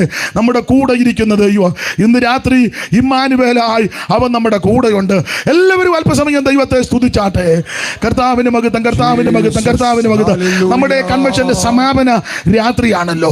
അതുകൊണ്ട് നമുക്ക് ചേർന്ന് കൈകളടിച്ച് 2 ശീല് പാട്ട് പാടി ആരാധിച്ച് ഇന്ന് രാത്രി നമുക്ക് അങ്ങ് പിരിയാം. സ്റ്റേജിലിരിക്കുന്ന കർത്തദാസന്മാർ ഒന്ന് എഴുന്നേറ്റ് നിൽക്കണം. നിങ്ങൾ എഴുന്നേക്കണ്ട, നിങ്ങളെ ഞാൻ ഒടുവിൽ എഴുന്നേൽപ്പിക്കുക. ഇപ്പോൾ എഴുന്നേക്കാൻ പറഞ്ഞാൽ നിങ്ങൾ ഓരോരുത്തരോരുത്തർ ഇറങ്ങിപ്പോകും. അപ്പോൾ അതുകൊണ്ട് നിങ്ങൾ ഇരുന്നാൽ മതി. അത്യാവശ്യം അല്ലെ ഇറങ്ങി പോകുകയാണെങ്കിൽ എനിക്കൊന്ന് കാണുകയും ചെയ്യാം ഇന്നയാളാ പോയെന്ന്. അപ്പോൾ അതുകൊണ്ട് സ്റ്റേജിൽ നിൽക്കുന്നവർ ഒന്ന് എഴുന്നേറ്റ് നിന്ന് നിങ്ങളുടെ ചേർന്ന് കൈകളടിച്ച്, നാളെ നമുക്ക് ഇങ്ങനൊരു യോഗ ഇവിടില്ലല്ലോ, അപ്പോൾ അതുകൊണ്ട് കൈകളടിച്ച് പാടി ഇന്ന് രാത്രി നമുക്ക് നമ്മുടെ ദൈവത്തെ മഹത്വപ്പെടുത്തി എല്ലാവരും കരമുയർത്ത് ദൈവത്തെ സ്തുതിച്ചാട്ടെ. ദൂതർ സ്തുതിക്കും നാഗവല്ലഭൻ പിറന്നു ഗോശാലയിൽ. ദൂതർ സ്തുതിക്കും നാഗവല്ലഭൻ പിറന്നു ഗോശാലയിൽ. ബന്ധമടിച്ചു അന്ധനെന്നെയു ബന്ധുമാക്കിയതാലിന്നു എന്നു നന്നായി സ്തുതിക്കൂ നാഥേശുവേ. ഞാനീ ധരയിൽ ഇന്നോ എന്നോ നന്നായി സ്തുതിക്കും നാഥേശുവേ. ഞാനീ ധരയിൽ അമ്മൻ വാഴ്ത്തിടുമേ വാഴ്ത്തിടും. കൈയടിച്ച് ചേർന്ന് എൻ ജീവകാല ഈശോടിതലേ ഇമ്മാനുവലേ. എൻ ജീവകാല ഈശോടിതലേ. ശത്രു തന്നുടെ അഗ്നിശരങ്ങൾ തൊടുത്തു വീട്ടിടും. നമ്മെ ശത്രു തന്നുടെ അഗ്നിശരങ്ങൾ തൊടുത്തു വീട്ടിടും. നിന്നായുധങ്ങൾ കാത്തിടുമെന്നെ പൊന്നു നായകനെ. രക്ഷാ സത്യനിധി ചാർത്തിനി ശക്തനാക്കിടോ സേനാനായക. രക്ഷാ സത്യനിധി ചാർത്തിനി ശക്തനാക്കിടോ സേനാനായക. വാഴ്ത്തിടുമേ ഓ വാഴ്ത്തിടുമേ ഇമ്മാനുവലേ. എൻ ജീവകാല ഈശോടിതലേ ഇമ്മാനുവലേ. കാല ഈശോടിതലേ ഇമ്മാനുവലേ. എൻ ജീവകാല ഈശോടിതലേ ഇമ്മാനുവലേ. എൻ ജീവകാലം ഈശോടിതലേ. കരമുയർത്തി ദൈവത്തിന് മഹത്വം കൊടുക്കാം. എല്ലാവർക്കും അനാദിനങ്ങളിൽ എഴുന്നേറ്റ് നിൽക്കാം. ഇന്ന് രാത്രി ഒരു ശീലം കൂടെ ചേർന്ന് നമുക്ക് പാടി ഇന്ന് രാത്രി പ്രാർത്ഥിച്ചു പിരിക്കുക. ആ പഴയ ഒരു പാട്ടിന്റെ ഒരു വരി എന്ന് കാണാം ഇനി എന്നോ കാണാം എൻ്റെ രക്ഷ നായകനെ എന്നോ കാണാം. ഓ എന്നോ കാണാം ഇനി എന്നോ ചേർന്ന് എൻ്റെ രക്ഷ